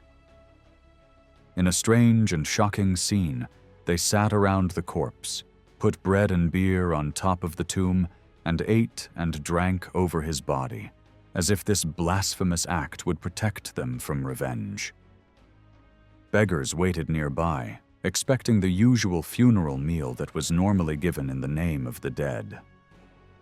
The abbot of the great abbey of St. Peter at Ghent hurried to claim the body, as earlier counts of Flanders had been buried there. But before anything could be settled, vengeance began. One of the count's chamberlains, Gervais of Prat, a close friend and loyal vassal, joined with some of the townspeople and surrounded the castle where the killers had taken refuge. The canons had already removed relics and holy objects, but there was still the comital treasury inside the walls. This prospect of wealth drew in other castellans with their men, and crowds from the surrounding countryside. Greed, even more than outrage at the murder, broke the bond between the Castellan of Bruges and many of his knights. They took straws, snapped them and threw them down to show that they had ended their oath of loyalty. Then they smashed the outer defenses, rushed into the Count's residence, and stripped it of everything they could find, from grain and wine to hangings, and even iron nails from the doors. At this point, the King of France, Louis VI, stepped in. The first avengers were called by letter to meet him at Arras, near the frontier of Flanders. When they returned to Bruges, they announced that the king had come to defend his cousin and to act as the instrument of divine justice, supported both by God and by armed force. With the advice of the French and Flemish lords, he had chosen William of Normandy, known as William Clito, as the new Count of Flanders. He was described as brave and familiar with Flemish customs. The envoys declared that they had already sworn loyalty to him and received from him the estates of the traitors, and they urged the citizens to accept him as their new lord. They also added a promise. William was ready to abolish certain taxes on goods and house rents inside Bruges. The citizens answered that they themselves, together with people from the surrounding countryside, had already agreed to gather and choose a count. On the Saturday before Easter, knights and leading townsmen from Bruges and Ghent met representatives of the French king.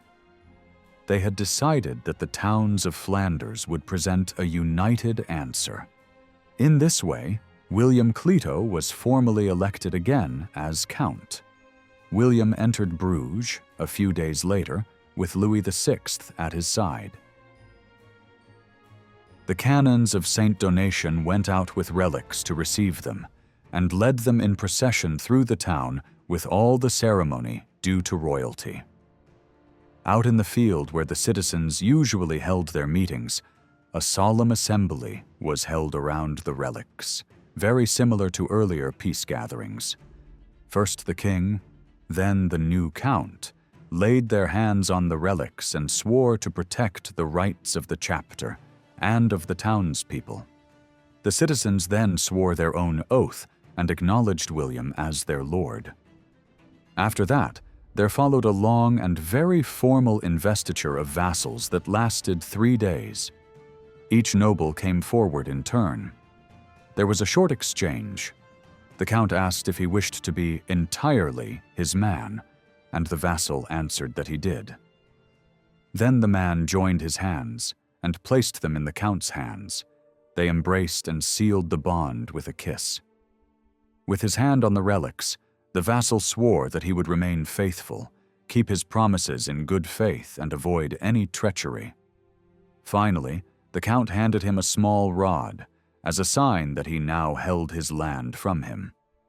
While William traveled from fortress to fortress receiving such homages, Louis VI stayed in Bruges, and on the 12th of April ordered a direct attack on the chief conspirators. The royal forces, helped by young men from the town, stormed the last tower. Though the treasure had already disappeared, Louis wept over his cousin's body, which was finally buried with honor, and the church was purified and consecrated again. All the murderers they could catch, together with their close supporters, were sentenced to death. Before returning to France, the king demanded an enormous payment of 1,000 marks of silver from the new count in return for his fief. Behind his religious language, Louis behaved as a hard bargainer who expected to be paid for his support. Louis had been careful in the way he intervened. He had first halted at the edge of Flanders and called the leading men to him, as if to let them choose freely while he simply guided the process. In reality, his own barons were present, and his preferred candidate was imposed, much as a king recommends a bishop and then allows a local election to confirm the choice. The new factor was the role of the towns. The king could not ignore them, so he had to accompany William as he made his entry into each city and castle. In every place, William had to build up his authority layer by layer, winning over great lords, receiving the loyalty of castle knights, and gaining the acceptance of armed citizens from the surrounding settlement. According to the Bruges notary who recorded these events, the town as a whole agreed to receive William as count, but each man who held a fief still had to renew his homage personally. The detailed description of these ceremonies suggests that this was a moment when feudal practices became fixed in a standard form. What had earlier been a patchwork of local agreements and flexible clauses was now turning into a general code of obligations recognizable across northern France. The outcome in Flanders soon showed the limits of Louis's victory. He had not managed to seize the old count's treasure, and the huge sum he now demanded from William, in effect, forced the new count to squeeze his own subjects. William had promised to abolish certain tolls, but he urgently needed money to pay the relief claimed by the king, and pressure from the knights who held those tolls in fee pushed him to keep them in place. He could not afford to alienate these armed men who guarded his main fortress, but he also wanted money from the towns, betting that the nobles would support him against their urban rivals. This strategy failed. Citizens in Lille and Saint-Omer revolted. Then Ghent rose against its castellan because of heavy financial demands, and some local knights joined them. When William arrived, he was confronted by a delegation led by a prominent warrior who reminded him that he had broken the oaths made in his name to defend town privileges. The speaker admitted that William remained their lawful lord, but urged him to seek a peaceful settlement and to call a meeting at Ypres with great lords, clergy, and townsfolk present. In this appeal, we can see the early outline of a three-part assembly of nobles, churchmen, and urban representatives, the distant ancestor of the Estates General. The gathering at Ypres revealed how far political thinking had advanced. The towns proposed that the leading nobles should judge the count in front of everyone. If they decided that he had behaved justly, the towns would submit. If they judged that he had broken his word and proved unworthy, then the nobles and citizens would choose another candidate of suitable birth. William rejected this idea angrily, declared their homage cancelled, and challenged his main accuser to trial by combat, insisting that everything he had done was justified and reasonable. A date was set, and both sides came armed. The delegation from Ghent reminded him that he was breaking the peace of the church by taking up arms in Lent and attacking his own vassals in breach of the feudal code. Then, to show that they no longer considered themselves bound to him, they snapped a straw in front of him and walked away. Town after town now joined the movement, protesting that the count had stripped them of almost everything, leaving them with nothing more to lose. Finally, Bruges aligned itself with the rebels when Thierry of Alsace appeared. In the same field where William had been accepted, lords and townspeople now greeted Thierry as Count of all Flanders, and he swore on the relics of Saint-Donatien to protect their liberties. Louis VI returned to Arras and summoned delegations from the Flemish towns to try to repair the situation. The representatives replied firmly that the choice and installation of a Count of Flanders did not belong to the King of France. Whether a previous count died with or without a direct heir, it was the peers and citizens of Flanders who had the right to select the nearest suitable relative and raise him to office. They accepted that the county was held as a fief from the French crown, and that something had to be given in return, but they insisted that this relief was only a symbolic payment of arms, not a heavy money fine. Church leaders now gathered at Arras, and William Clito did everything expected of a good Christian ruler. He returned churches he had held as property to the Bishop of Noyon, and presented himself as protector of the church in Flanders.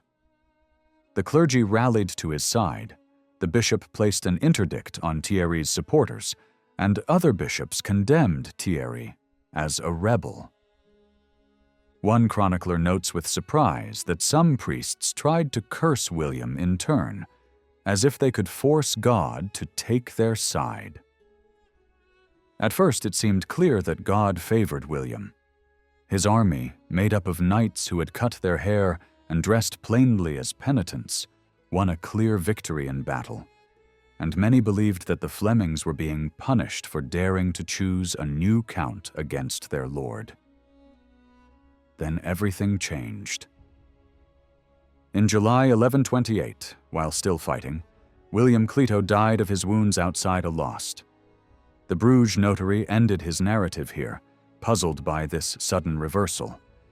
He suggested that God, in mercy, had removed a man whose position had become deeply compromised. William had, in a sense, bought the county by paying a huge sum to Louis VI, much as corrupt men sometimes paid to gain a church office.